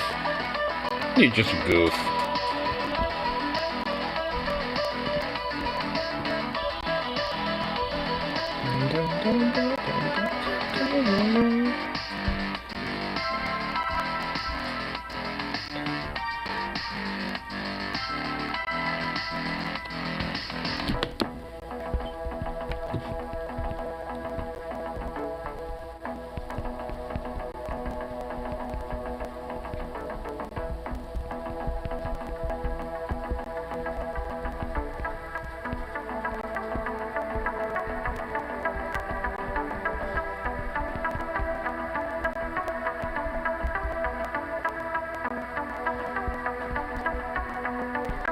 Respond to a little Discord thing.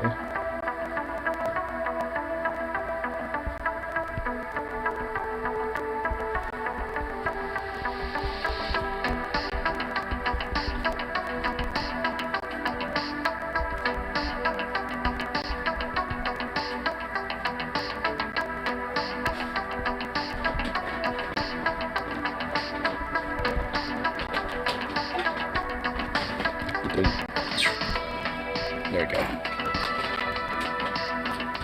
Buddies on Discord is doing some amateur astronomy work type of stuff, and it's just like, what? Sounds fucking dope. What are you doing? Hey.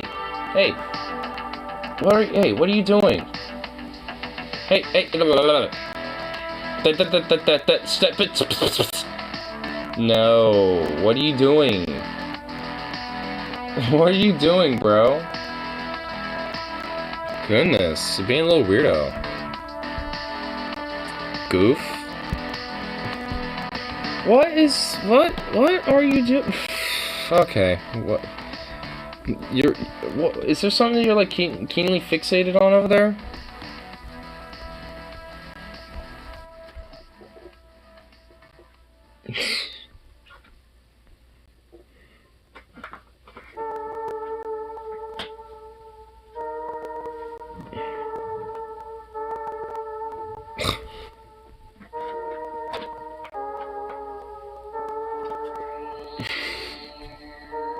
What a goof. What a goof.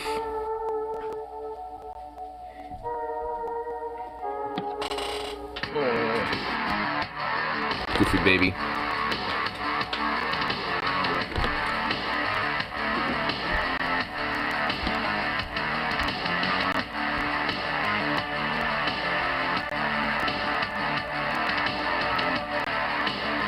Do you mind? You have your paw on my leg.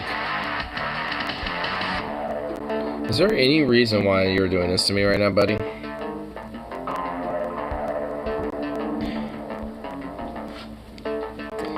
Yeah, that's what I thought. Jerk.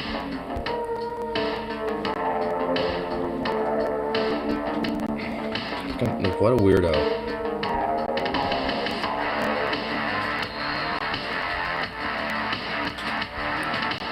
What are you doing, bro?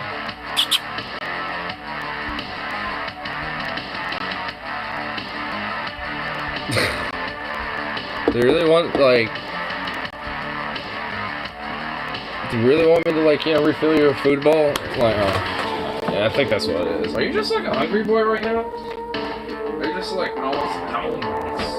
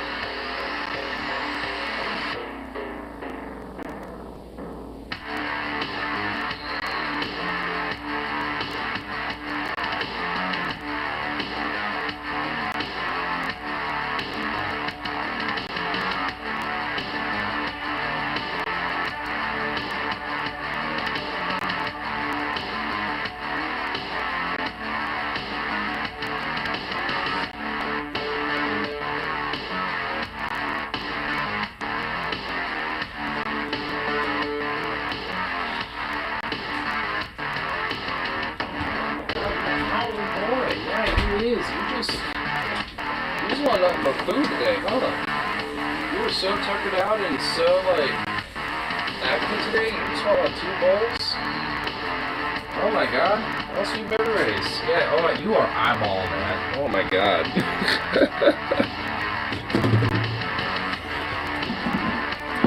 Oh my goodness, dude. What? Ah! Damn it. Oops.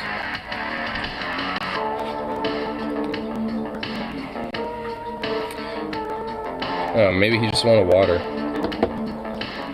Because now he's all about the water. Oh. Well, sleep. Bye-bye. And to be fair, his water bowl was actually empty, so...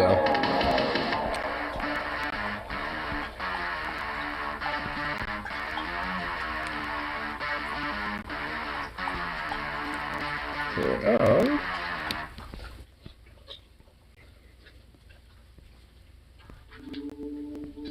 Man, is there just seriously, like, pretty much everything about these goddamn fucking shooting things? Seriously?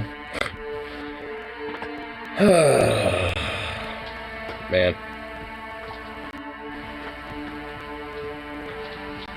Let there be, like, something else that isn't that right now. Like, god damn it.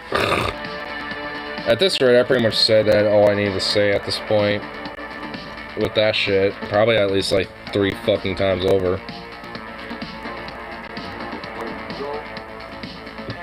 It's like a Viagra commercial. They have this girl sitting on the side of the swimming pool and the water's whatever in bikini. Yeah. And it's like, oh, it's rippity tits. And now every time I see that commercial, I'm thinking of Benny Hill, Yakety Sack. So I'm watching a Viagra commercial, and through my mind, it's going.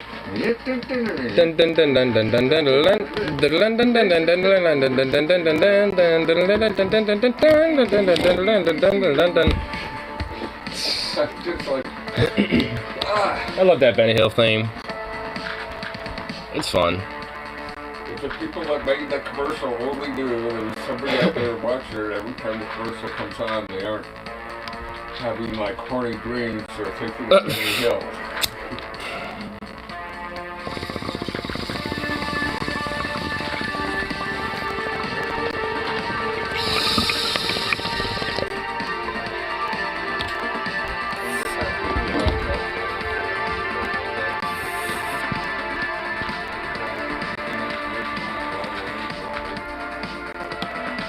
Yeah, let's see. Texas candidate slams Greg Abbott after Beto O'Rourke confrontation. Oh, so there's like some other candidate that slams Abbott?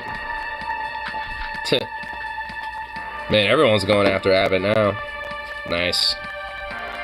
I even know a lot of my, some of my more conservative family members in Texas aren't even necessarily fond of him anymore.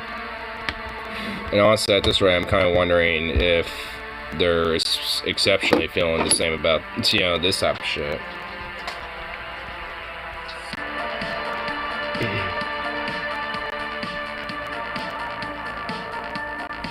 FBI thwarts George W. Bush assassination attempt. Oh, I heard about that. Like, there's some Iraqi American citizen that was caught apparently trying to plan this or some shit. And his justification was literally over the fucking deaths of all the Iraqis that fucking died, you know, in his war and in his war crimes and shit. And it's like, yeah. Understandable reason. Should one actually go out and try to attempt such a thing? No.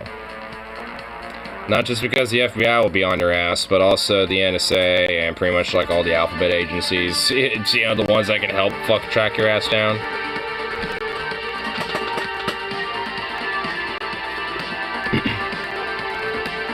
And even then, don't fucking talk about it.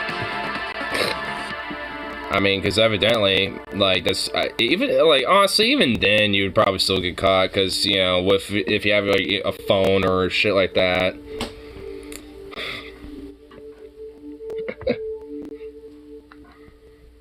Yeah, I actually kind of want to hear some of this. Alright guys, so let's talk about this story. I got multiple different angles on this story for you here. So Mediaite says, FBI detains Ohio man over plot to smuggle ISIS operatives over Mexico border to assassinate George W. Bush.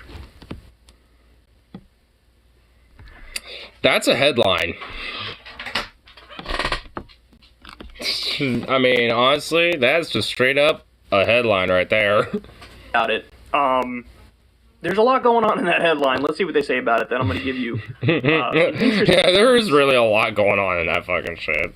That... Like, frankly, how are you going to get ISIS operatives into the fucking U.S.? And also, how are they going to be able to fucking get anywhere close to that, to his home? Like, there's just, like... I mean, it just sounds like one of those things where it's like, yes, you know, I have this very flawless plan, but the flawless plan actually does not account for the fact that, like, it's America, babe. We're gonna fucking, you know, like, find that shit right quick. It's like, oof. Yeah. Good luck trying to, you know... I mean, that honestly explains it then, honestly. It's just like, yeah, you're online fucking trying to, you know, reach out to ISIS operatives. Like, no shit, you're getting caught. Say the least. And we have breaking news on an alleged plot by an ISIS operative here in the U.S. to assassinate former President George W. Bush. It's part of an ongoing and long-running investigation. There is no threat to the former president, I understand. Joining me now, NBC News Justice correspondent. There's no threat to the former president. So the whole point is there's a threat to the former president, and then they're like, well, there's really no threat. I guess they're saying they neutralized the threat, but that's still curious that they had to lead with that. Pete Williams, and Frank Figliuzzi, former FBI Assistant Director and MSNBC National Security Analyst.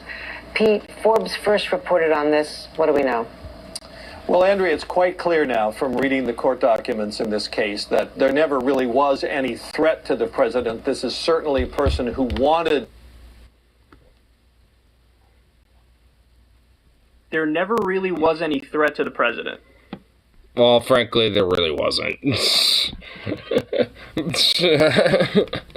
I mean, honestly, really, I mean, it's just, like, the headline itself kind of speaks for itself. I mean, it's like you had, like, an Ohio man who I'm pretty sure was an Iraqi American who basically, you know, saw the war criminalization and fucking just destruction, you know, of a lot of the Iraqi people and fucking the entire country of Iraq and the local region, and, you know, wanted to seek his own type of fucking vengeance, basically. And it's like, honestly, bro, like, I mean, it just ain't gonna happen. Like, there ain't no way that fucking, you know, presidents, you know, like, just these days, you know, just get, you know, whacked and shit. That just don't happen. So even if you really, really, really want to, just don't even bother, dude. Like, not even worth it. Point that you're saying there is a threat to the president? Isn't that the whole point of the story? But no, there was never any real threat to the president. So what exactly are we talking about? To try to do harm to the president, but never had the capability to do anything. And it's quite clear that the FBI initially got interested in him because he was trying to smuggle people into the U.S. for money. There's no suggestion when the FBI began to pay attention to him that he was trying to smuggle terrorists in here. He just wanted to smuggle in people who were not otherwise legally able to enter the country from Iraq to make money. His name is Shihab Ahmed Shihab, and according to court... What a name. Is that even a real name? I'm not even going to say anything. I'm not even going to say anything. Documents. He is from Iraq. He entered the U.S. in September 20, and there's some indication that he himself committed visa fraud when he entered the country. But that's when the FBI began to have two undercover operatives talk to him, constantly record conversations with him when he discussed his idea about bringing people in here to make money. And then, as the conversations went along... Doc of the Canada Dry MC. Hey, what's up, man? At one point, he begins to talk about his connections to ISIS. He says that he drove trucks and vehicles around Iraq that had explosives in them that were used to attack Americans. Whether that's true or not, there's no suggestion in the court documents. That's his claim. And then as the months went by, he said he wanted to bring in 4 or 5 or maybe 6 Iraqis who would be willing to join him in a plot to assassinate the former president. At one point in February of last year, one of the undercover operatives picked up a Shihab. I like how they're using the fucking video of him making the Freudian slip of him saying Iraq when he came to, like, talking about a war criminal fucking doing illegal war and shit. And they went and actually drove past the Bush compound, and according to court documents, Shihab made a video of that with his cell phone. But the court documents say Shihab never actually sent the video anywhere because he was afraid that it would be intercepted by law enforcement. And that's pretty much it, Andrea. So there's no suggestion that any of the people he wanted to get here to do this were ever smuggled into the U.S. No suggestion that he had any firearms or capability to do this on his own. It's just an idea that he had in his head, but he never did any much with it. Nonetheless, he has been arrested. He is in custody. He'll be appearing in court this afternoon where he lives in Columbus, Ohio, and he'll face these charges. Okay, to say that story is weird is a massive understatement. So, man, what a weird... Yeah, I mean, yeah, it's just so interesting. What a headline, though. It's just like, Ohio man. It's like, I mean, I just, let's just look at it. I mean, it's just, what the hell. FBI detains Ohio man over plot to smuggle ISIS operatives over Mexico border to... It's like, Jesus, what a fucking headline. I mean, what a title. It's like, holy shit. Wow. What noise is going on back there? Best sweet hairy mother. Do I even want that? What the fuck? Oh, come on, critters, out of the way. Zukov! Zukov, get over here. What the hell? What are you doing? Yeah. I mean, you should have seen Zukov today when we went out on range day. Like, I got him a new rope, and good lord, he was going insane. There for you. Like when I was checking it around in between things, he was just like just going nuts, literally just jumping around, prancing like the most insane little fucking cocaine ball like I've seen in a while. It's just like, oh my goodness, what a ball of insanity. Okay, that's too much for me to know. And on the way home, he was just like, some part, it's something. So were you. Well, I had I had a 30-minute cat nap. I was just like, I was gonna cat nap right here, and I wake up, I'm like, oh, whoa, looks like we're already here. Sweet. Yeah, so, boom. It wasn't until I hit the side streets who woke up again. Well, by the... Like, oh, the dog's passed out, yeah. Well, his... This time I look over, and you're just... It's like, okay. Oh, look at the little boy. And actually, it wasn't that long. It's only like 30 minutes to get from the top of the mountain back here. Well, it's more like... Back into it's about like 40 or 50. Like, as I was seeing the time, and it was like 8:14, 8:20-ish, and then when I like, oh, what time is it? And I looked, it was like 8:40 something, and I was like, oh, about 30 minutes, okay. So, it's not even really that far of a trip. Enough for a little cat nap. Enough to... Yeah, most of the time, I swear it was coming from the Johnson Creek Boulevard, and up to here, just like, the freeway was great, just zoom. Yeah, it wasn't bad. Oh, baby, such a sweet baby. Just a good little thing. Although I was thinking of taking that other,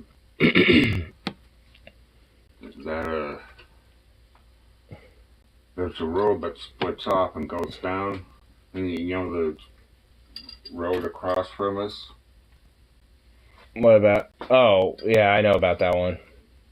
It's closed permanently. Yeah, I was telling you, I used to drive up and down that road all the time. Yeah. That's a fun road. Well, it's just a gravel road, but... Well, yeah. It's a cool road to take, but too many assholes started dumping the garbage. And doing stupid shit.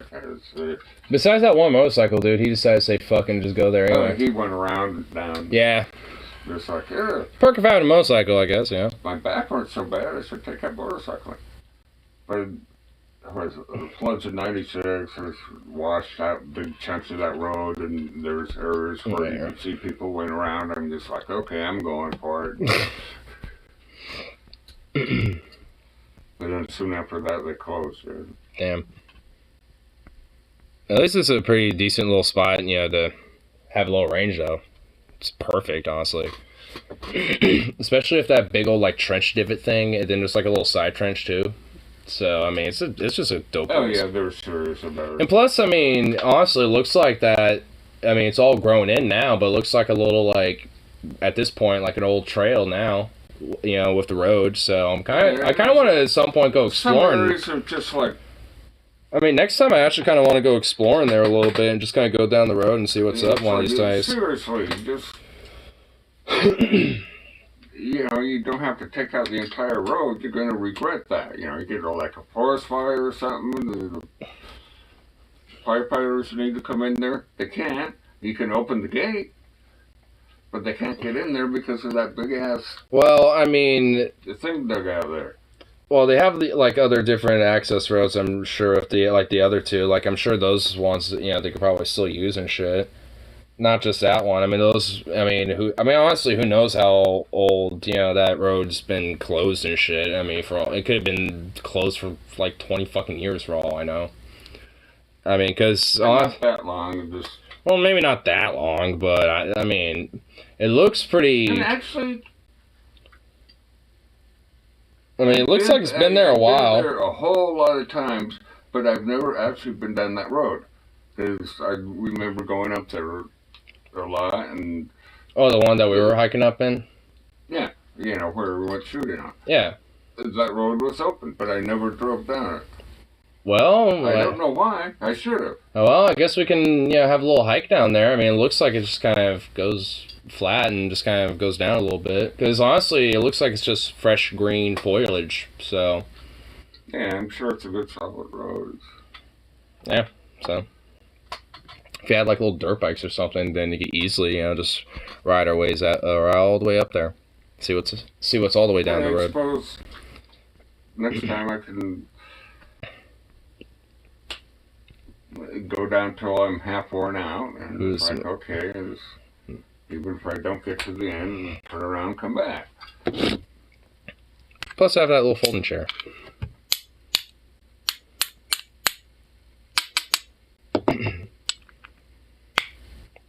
Morby, look at her.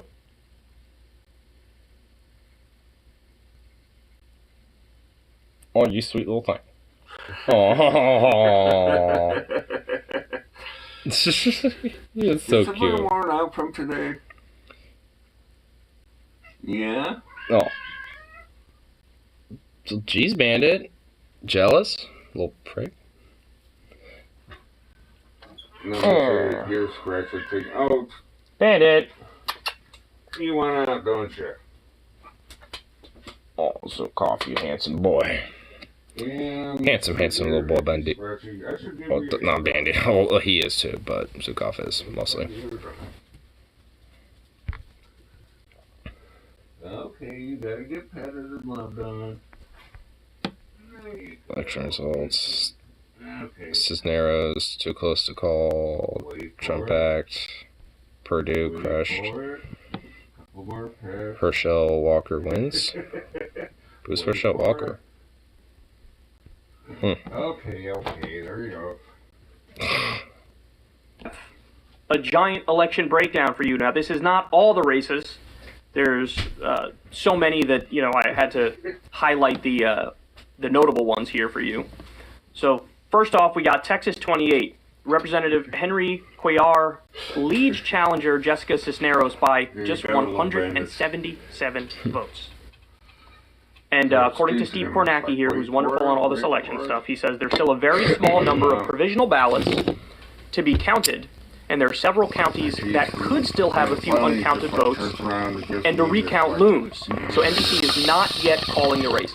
Now, this race right here was a roller coaster. Okay. Because you had...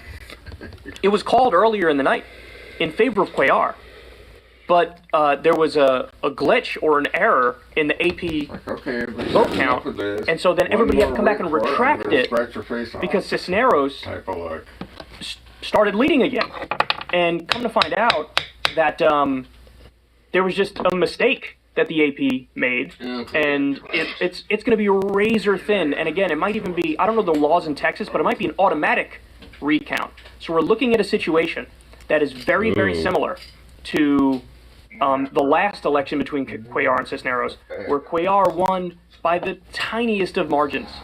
The tiniest of margins. Now, let me tell you a little bit more about this race. I'm sure many of you already know about it, but it's, I want to get... I'm kind of wondering what the results between the two are now at this point, because I know Cuellar is basically just literally just a massive, I'm not going to literally do anything about gun regulations. I'm actually also pro-life, and I'm pretty much just a Republican. And Cisneros actually is, at least, progressive left type, and man, I'm kind of wondering, how, tight, or at least, kind of how mixed, the politics must be in, some of these places that, they happen to be representing. Because this is ooh. Man, politics in Texas sounds just as complicated as, a lot of other places in some ways. Only Democrat in the House who's anti-abortion. The only Democrat who's pro-life. He's also... Shouldn't he just be ousted and fucking shamed and shunned and basically just, forced into the Republican Party? It's join the rest of the pro-lifers, then you fuck.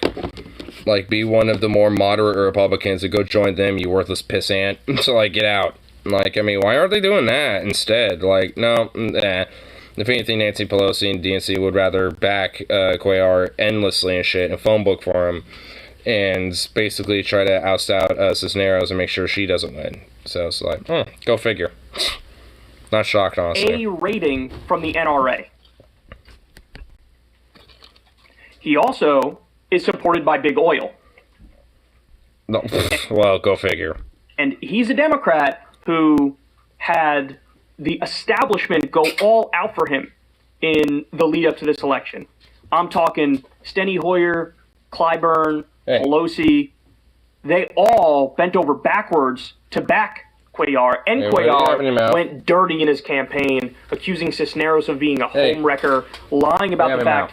Cuellar said, "I'm not even under FBI investigation anymore." By the way, when you have to say that, you're already super sketchy. But that's a lie. He still is under FBI investigation. They're just being weird. So here you have just flat out a right-wing Democrat. That's what he is. He's a right-wing Democrat. And Pelosi, at the same time she was on the Sunday shows talking about how we have to protect the right to choose, she was campaigning for and supporting Henry Cuellar that same week. So she's a liar and she's a fraud. And Democratic leadership is unsalvageable. Now, if Cuellar ends up pulling this off, if he does, you can absolutely put the blame squarely at the feet of the establishment Democrats, at Democratic leadership. I don't think endorsements mean much. I really don't. But if the margin is like 100 votes or some shit, are there 200, 300, 500 people who maybe got their minds changed because they casually saw, oh, Pelosi endorsed them? Probably. Or is it the smear campaign that worked? You know, hey, I heard she's a homewrecker. I'm not going to vote for her. So this is, it's frustrating if she ends up losing. Now, if she ends up winning, oh man, is that phenomenal.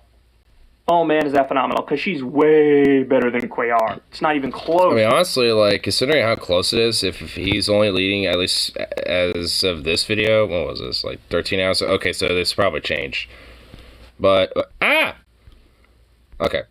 But, I mean, if it, you know, considering that it's changed, I mean, likely at this point, I'm kind of wondering, you know, if she, you know, I kind of want to try to look it up. I want to see. I'm just kind of, I'm curious enough. Queer system, blah blah blah. Let's try to see how, because I want to figure this shit out a little bit low key. Let's see, y'all. Bada bing, bada boom.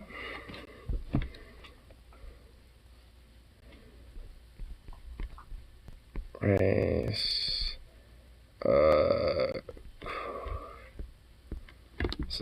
There we go.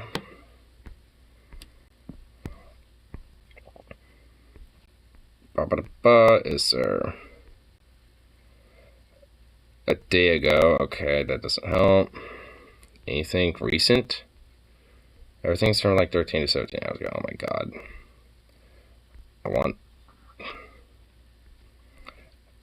Oh, I think it's gonna be right here. Okay, let's see. Okay, where is it? Oh, it's doing the fucking goddamn, oh, you ran out of, you know, free articles. So fuck you, New York Times, you piece of shit. Ugh. Well, okay. That just like, oh, is it a runoff? Well, I guess it was, so, yeah. Yeah, it was a runoff election. Okay. Well, I guess there's nothing really, like, as it stands right now, it looks like. Just a whole bunch of, I guess it'll just be tomorrow when that's found out. Ugh. It's one of those things. Because I still want to know if Jamie Lowe Skinner wins against Kurt Schrader, but we don't really get to find that out yet. Ugh. I hate this shit. So again, I hate what the establishment is willing to do, just stifle just the slightest and just the most slimmest of progress. Like, it's to the point where they literally won't even, like, say anything, let alone actually do shit. Outside of, I guess at this point, one person, Beto. Just because he's at least having some form of a fucking background saying shit to fucking Republicans and to their face. Isn't establishing as right-wingers.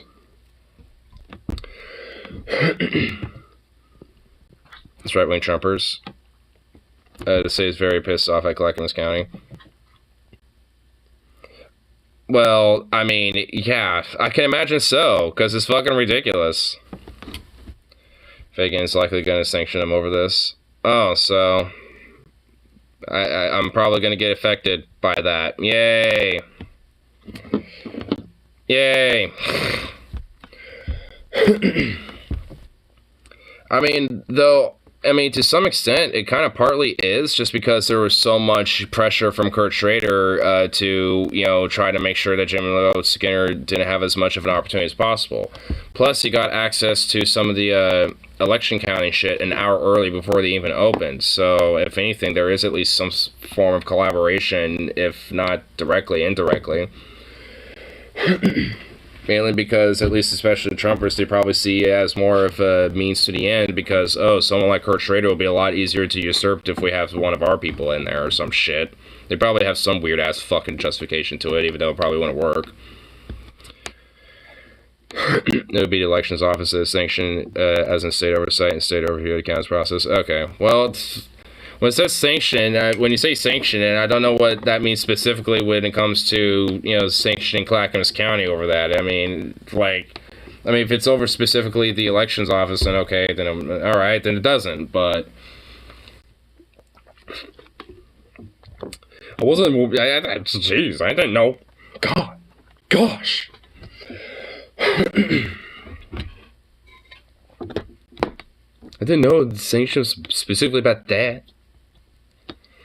Though, I mean, if it's for that, then yeah, do it. Because whoever the fuck, this Sherry Hall bitch is, she needs to, fuck off at this rate. Because evidently she seems to be the source of the issue. And it's yeah, fuck her.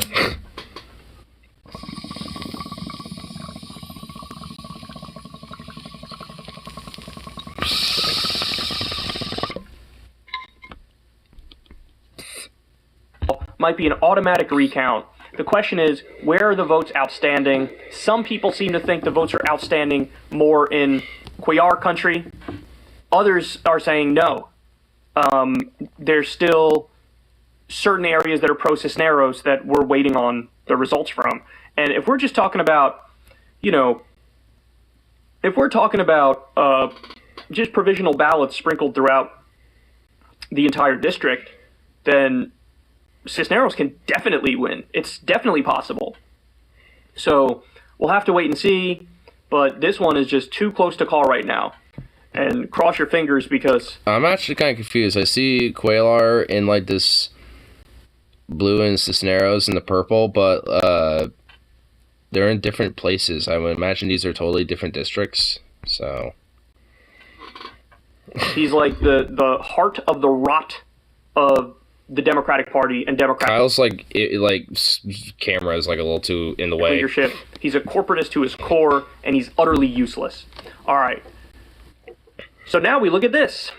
Dave Weigel says, another loss for the no-label/Blue Dogs crowd. First Schrader, now Bordeaux. Both... First Schrader. Is that actually been confirmed yet at this point? Or is that still up in the air? Hold on. Now I want to confirm that and see if that's 100% here. Right. Yeah, okay, there we go.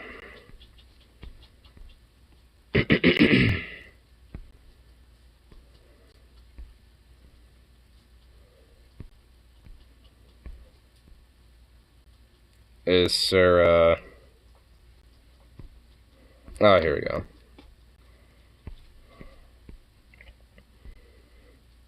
75% reported. McGlow Skinner's 50. Fuck! Ugh. Okay, here we go. Okay. Well, here's the results so far. 75% reported. And Jimmy McGlow Skinner's, well, still in the lead. as I figured. So, honestly, at least for me, not really much surprise there. Oh, it's getting closer. That margin did get a little... So that became like 20-something to... What? 14? 16? Yeah, 16. 16-point margin. It went from like 20-something to like 16. So, definitely shrunk a little. But I'm not like too concerned, honestly. Another 25%. I mean, he's still got a big gap to make there, Schrader. That you're gonna win it.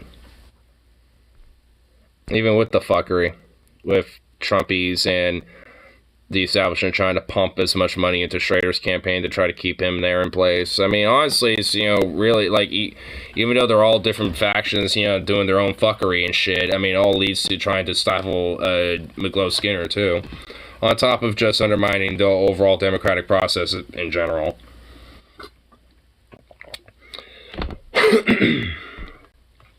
Districted into new turf where local Dems picked more reliably progressive challengers. So Dave Wasserman made the call. I've seen enough. Representative OPB and Oregon Life, I've already called it. Same with Cook. The math and meth doesn't work for Schrader.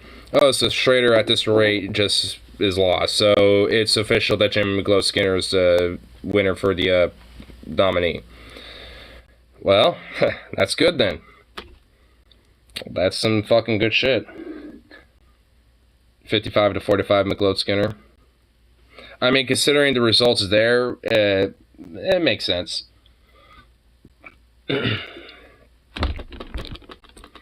Half defeats Representative Carolyn Bordeaux in the Georgia 7 Dem primary. So this is another corporate Democrat. But the Schrader comeback is incredibly unlikely. And he wasted so much fucking money trying to pump so much shit to get people on his side. Like, I did not get a single, mail-in thing from McGlow Skinner's campaign at all. But I got so much fucking shit from the Schrader campaign that it wasn't even fucking funny. I mean, I also got a lot of stuff from the Mark Gamba campaign and Kaliko's campaign. So I got a few from other people. But Schrader literally topped it. I literally got 3 in one day. I'm not even fucking kidding. One was infrastructure, the other was a climate thing, and the other was a healthcare thing. And I was just like, oh my god, I'm gonna use these for fuel for my fire pit in the back. It's just wow. Getting draxed. This is the third one of what they called the Unbreakable Nine, the Manchin-type Democrats, who was just ousted. So what you're seeing here is, in many instances, voters are even fed up with the Democratic establishment. No shit. I've been done with Schrader ever since I kind of saw him and snuffed him as a rat back in high school. So the Democratic base is going, look, we elected you, we wanted you to do stuff. You're not doing anything. Your approval ratings are super low. You're not delivering materially for the people. So now the left flank is beating the right-wing flank in the Democratic Party, and this is another example of it right here. So that's super positive, and this adds to, Summer Lee previously, John Fetterman previously that we talked about in the last election. This is hilarious. So Michael says the following. Remember when Perdue said we are not losing by 30%? He was correct. He was actually losing by 50%. Oh. Georgia Republican base rejected Trump's Stop the Steal message in a big way. Damn. This is crazy. So Brian Kemp, the incumbent, won. All in for Perdue. And Brian Kemp draxed them sklounced on another level. Oh, damn, son. Damn, son, where'd you find this? Almost 3/4 of the vote. Damn, son. Oof. 3%. Oof. Now, granted, this is with 79% reporting, but it's roughly going to be, what the give or take 5 points. This is going to be the result. So Perdue got obliterated, man. Now this really does send a message to Trump that you're actually not Teflon Don. Yes, Trump has won. Not anymore. Not at this point. Which I guess is a good sign, but the thing is, this whole Trump phenomena thing that he started isn't going away, though. Like, if anything, as long as the OG Trump stays out of it, a lot of this type of MAGA-style influence can very well still continue to grow, and in a lot of ways is. So, it's not like, just because, a MAGA Trump-style dude, lost immensely, one area, doesn't necessarily mean that they still don't have influence. I mean, the reason why they are, being kind of rejected in this way is just because they don't like the civility and the assholery that comes with them. They prefer to be a lot more upper class and civil with their fucking, fascistic tendencies and shit. 5% of his endorsements, but he's lost plenty, and sometimes when he loses big. And Perdue's message is like, hey, I'm just like Brian Kemp, except stop the steal. And the election was rigged. I'm going to talk about that nonstop. Well, turns out voters don't like that. Now, I will say, and this is an important fact. Because it's an old fucking news bullshit thing. There was 10% Democratic crossover into the Republican primary to try to embarrass Perdue because he was Trump's candidate. That's certainly possible. But even with that, Brian Kemp still would have won. He would have won comfortably. So, that's amazing, man. This is the biggest embarrassment for Trump so far. This was a high-profile race. Perdue was definitely a name in Georgia politics. I mean, so far, okay. And there's a lot of embarrassing things that son of a bitch has done. He just got destroyed. And Kemp walked that line perfectly for Republican politics. Namely, he didn't go hard anti-Trump, but he definitely didn't go pro-Trump. And the reason why Trump hates Kemp is because Trump refused to try to overturn the Georgia election. So he did what I'm going to call the Youngkin tap dance, which is, I'm not pro-Trump, but I'm not anti-Trump. Let me appeal to some Trump people while also appealing to people who are not as insane as the Trump people. And he ended up winning in colossal fashion. We also have this. Which is honestly what a lot of Republicans are going to do anyway, because they understand that that base is going to just be kind of a slow-growing influence, so they got to appease them somehow. That's why it ain't going nowhere. Star Herschel Walker wins Georgia GOP Senate nomination. Wow. So what we're going to see is Raphael Warnock versus Herschel Walker. Warnock was able to defeat a primary challenge. So let's see a little bit. It's only 24 seconds of what Herschel beat a primary challenge. Trump endorsed guy? Okay. I literally have not heard of this dude, actually. And as you can see, I don't look like a politician. I don't talk like a politician. I don't even... Yeah, you do. You do now.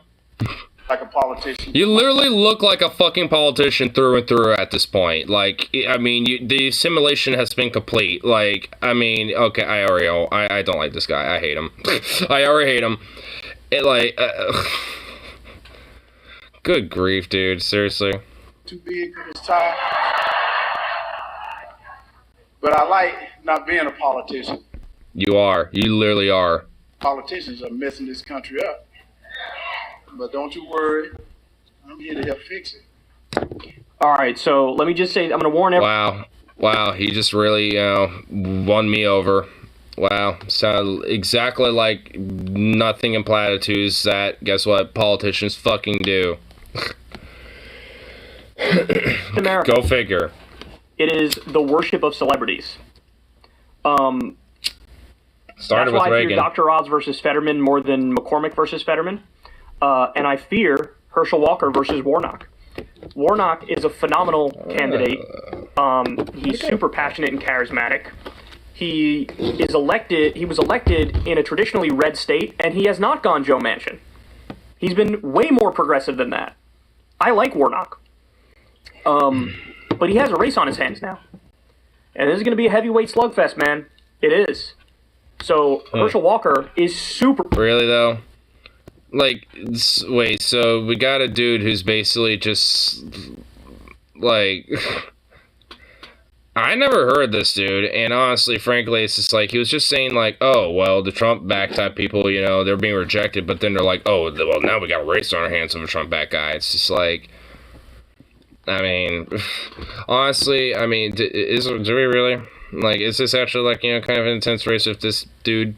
Because, honestly, he does not sound charismatic. If anything, I was kind of lulled over a little bit. I was like, okay, yeah, sure, whatever, bud. Endorsed by every Republican. He's one of the few who managed to walk that line and get the support of the super establishment Republicans and Trump. So, like, McConnell supported him, Lindsey Graham supported him, and Trump supported him. And I think he's a force to be reckoned with, so buckle up on that front. Let's see if I have any more on the... Okay, that's a fair point. ...election for you. Here we go. I think this is the last one here. Sarah Huckabee Sanders, the White House press secretary for 2 years under Donald Trump, won the Republican nomination for Arkansas governor. Wait, she ran for oh my god, she ran for governor, now she's going to be on the nominee too? Oh my god. Huckabee Sanders for fucking governor? Are we kidding me? Jesus Christ. What is this country, dude? What the fuck is this place? What? Are we... oh my... Wow, okay. Oh, seriously. Sarah Huckabee Sanders running for fucking governor. Oh my god. Oh boy. Politics has become a wee bit of a dynasty. And, they suck. So, I'll never forget the thing about, Mike Huckabee that irked me the most. He's creepy in so many ways, but the thing that irked me the most is when he said when he ran for president in 2007, 2008, we should abide by the Bible and the Ten Commandments over the Constitution. It's time to make the Constitution match God's law as opposed to the opposite. So a Christo-fascist state, got it. Yeah, how about no, Chief? How about we don't do that? Can we not go back 2,000 years in the past socially and have the technology of fucking world-destructing shaved apes? Can we not do that? Thanks, that'd be nice. The Constitution worship on the right, at least nominally. You would think that would be insane, but no. He polled relatively well in that 2008 primary. And so, because frankly, when it comes to Constitution, like, the Republicans never give a fuck about it in the first place. It's only there to basically just be like some sort of a pandering point, be like, look, we're so pro-America.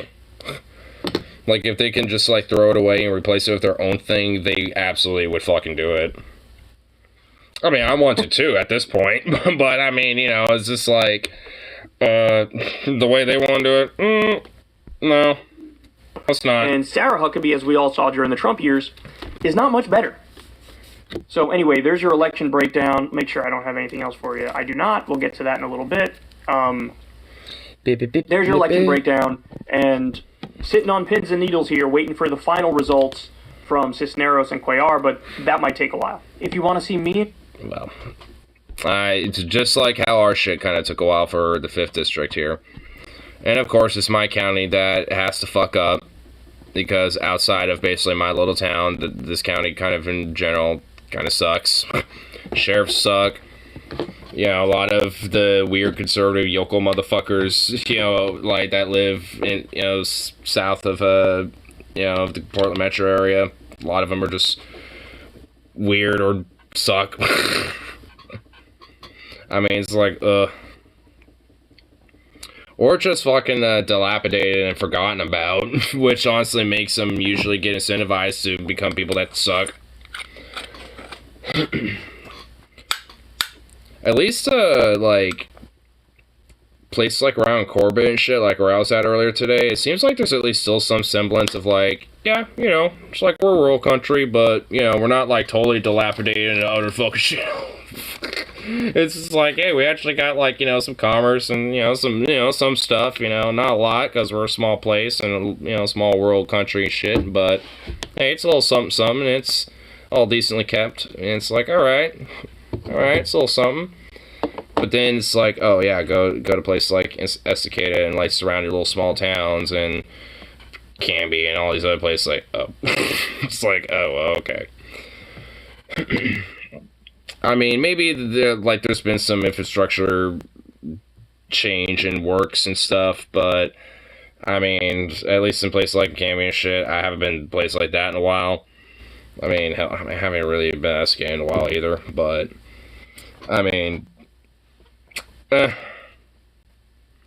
one took the bait for the Idaho troll. Damn, really? Wait, how many responses are on it? I kind of want to see it again, just kind of see. I've been wanting to kind of check up on it. I forgot to bookmark it or some shit, or like, I've been wanting to see. I'm assuming like no one just been responding besides that one person that went, oh boy. A bunch. Oh my god, a bunch. Okay, alright. We gotta react to this. I gotta react to this. Let's do it. I'll read them to you. I'll at least read the good ones. I'm sure there's some good ones, dude. There's gotta be some good ones. Yeah, let's see. I can't believe the post is still up. Is this a troll post? Check the post history. A very committed troll. None of them are cringe, though. Well, I mean, considering the American Civil War ended in 1865 and Idaho didn't become a state until 1890, this might be easier to get the governor to declare that you are a fucking idiot. Oh my god. Oh! Damn. Okay. Okay, that's my fucking favorite one. Oh my god, I love it. You know what? I think this person kind of took the bait. You know what? No, someone took the bait. That one, I think this guy took the fucking bait. That's fucking great. Oh my god. Oh man. Oh, Raffle. I'm sorry, states' rights to do what? Please explain like I'm 5. The Constitution can finally say they come tell me about how it was just states' rights they're looking for. Get off the internet, go talk to people, equal rights for all, and non-justice, reform the privilege. For it to be posthumous, Idaho has to die. My sister's doing slavery, yes. Oh my god, yeah. Well, honestly, people are taking the bait. They're just not being like, you know, yeah, let's do it. They're taking the bait as in thinking that you're an actual person trying to propose this. I guess it'd take about 8 wine spritzers and a double dog dare, plus you gotta provide your own gaggle of thematically appropriate school children to cop around for the photo shoot. No one bring back slavery to 11 against you. Want Bundy for governor. I think the 2020 election was okay, I'm loving these. I'm loving these. Sweet, sweet Parlor. I know you miss Parlor, where everything you say makes sense. The warm embrace of people that know the struggle and want to listen to you. Parlor just loved it when this person's obsessed with Parlor. Just loved it when you were just asking a question. They knew what you really meant and they love it. Too bad it was used as evidence for your crimes. There's Getter now, and they know you know what's up, and they want to hear about it. No one there questions your intelligence. They don't think you're crazy. They might think you're a genius. Telegram for safe encryption lets you text your pals, and if you like videos, there's Rumble. Post whatever you like in all those places, and enjoy the recognition of your brilliance. Oh my god, this goes on. Holy shit. There's Truth Social that just needs a little support from you and your like-minded friends. Why not take a chance? Gab is open too. No searching for sources. In fact, no one asks for sources. I heard you can still get special clips from OAN and Newsmax. Project Veritas has his own channel on Rumble. You don't have to worry about censorship or anyone stepping on your freedom. Because all these places really believe you're not an idiot. Oh my god, what a fucking essay. It was almost kind of poetic. An act of stupidity. I think you're just trolling for rational people to call you a dumbass. Stop with the hate baiting. Damn. Damn. Damn. Called out. I didn't read this one yet. Read The White Trash by Nancy Eisenberg. It's an amazing story of how actually people like this, if this person is serious, came to be and sheds light on the sad reality of racism and poverty among all creating color that our country is mired in today. Depressing, but fascinating and enlightening. Well, I guess I have a book to check out. I'm probably going to just, like, find a synopsis of it and just kind of See what's, yeah, just do that.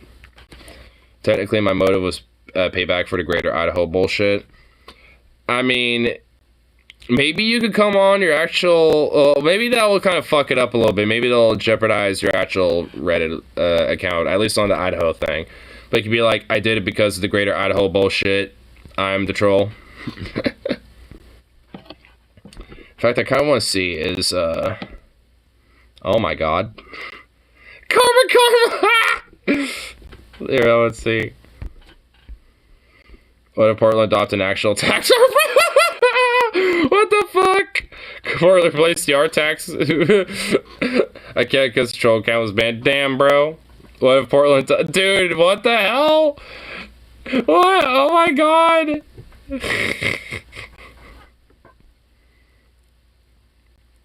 Is Portlander or Portlandian? Oh my goodness. Wait here.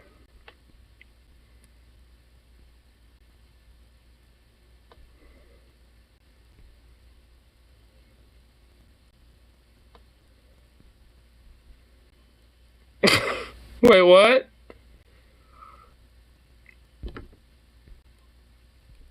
Thunderdome.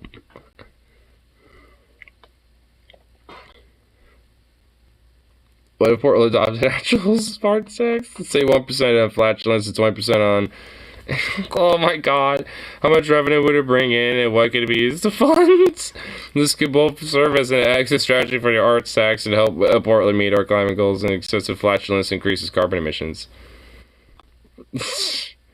You want 1% of people's farts? It's 20% of people. Oh shit, oops, I didn't make it like that. Like those would be the tax rates. Say 1 cent per fur and 20 cents per. That would be like organ version of sales tax. Wait, so you're not collecting gas and leaves? Yeah. You had something there? Damn. You had something there. Oh man. Here, hold on. I want to view all of them. Yeah.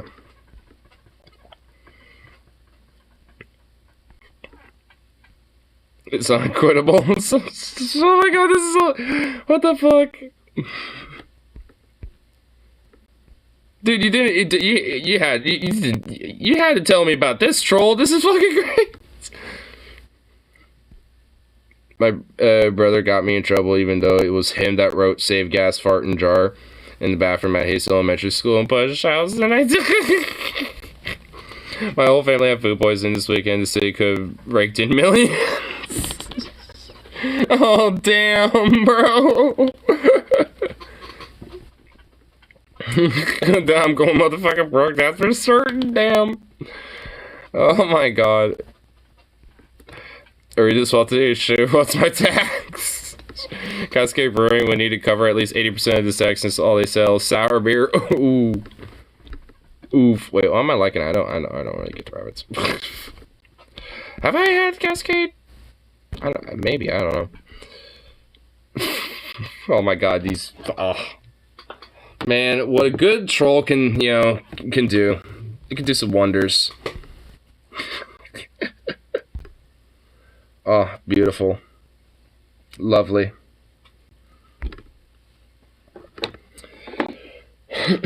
Oh, it's just so lovely.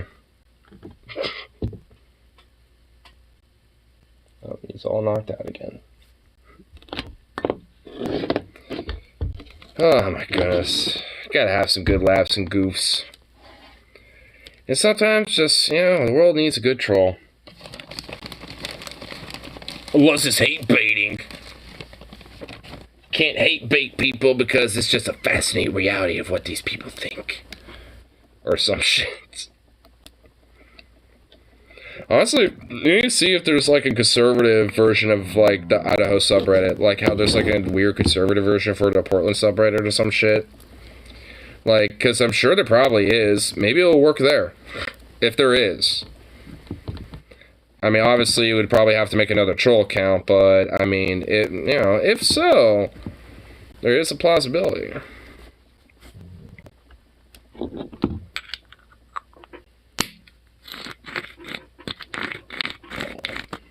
sweet little baby all knocked out.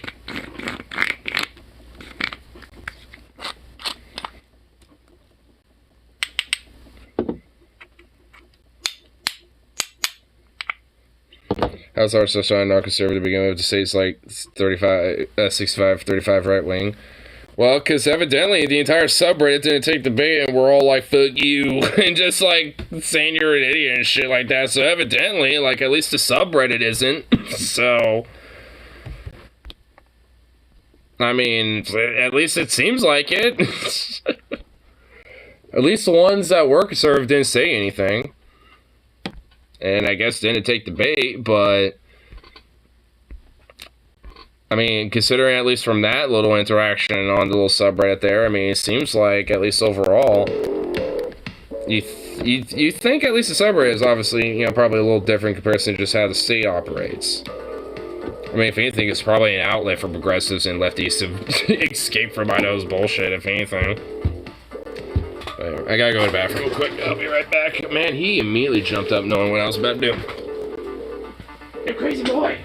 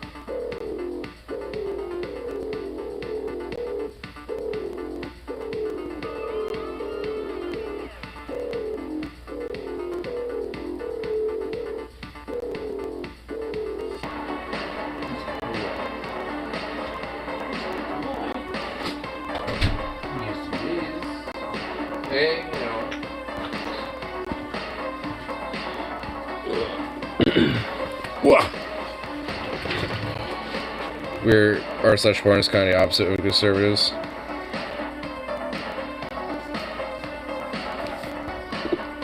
Yeah. Because they seem to be a lot more like conservative leaning there, just because it's like, it's an outlet, you know, from the weird, you know, Antifers at Burn City and all the homelessness and crime, inner city problems. Some going to complain about it, but not actually, you know, see the root of the issue and solve anything about it. Oh, what's up, baby? You're so soft. Oh, I think you're so cute. Yeah. Just cute boy.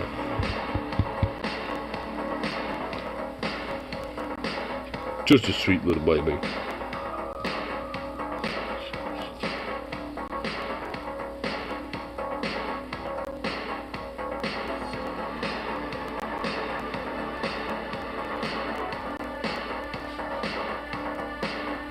Who's a good baby, huh?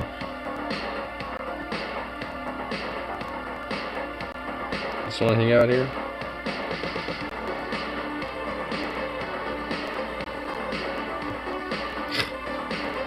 Yeah, you just wanna hang out here. You're all just like knocked out still. My goodness. Oh, sweet little baby boy.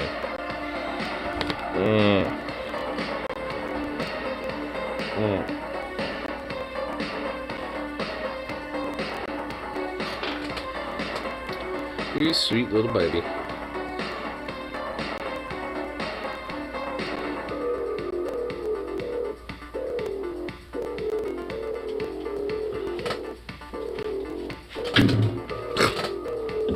You goof. Oh, Lord.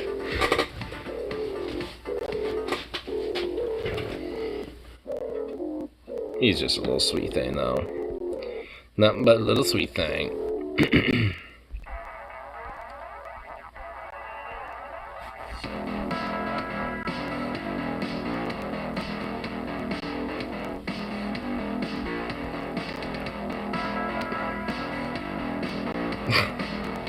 Why does Kyle have a random video about the view explodes in heated throwdown? It's just like, wait, who cares?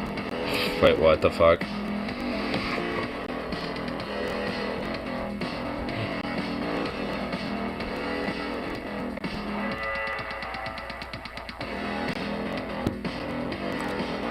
I mean, I don't know why people take that fucking show seriously, honestly. I guess people do.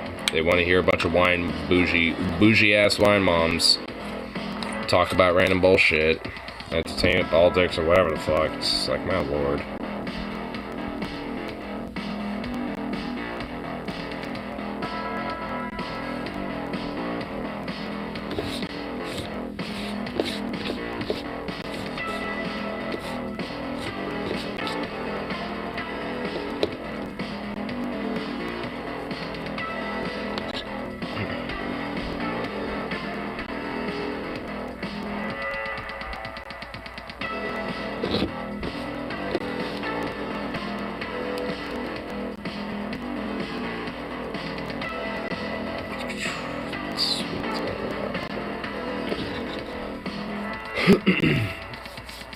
That's what time it is. Yeah, it's already kind of 1 in the morning. Shit. Well, shit. Think I'll probably get this last bowl smoked up and call good for the level a little bit of the evening. Use the last little bit of my awakeness to kind of start editing up my little video and shit. Some of my shooting for earlier today. So, but anyway, let's get this smoked out.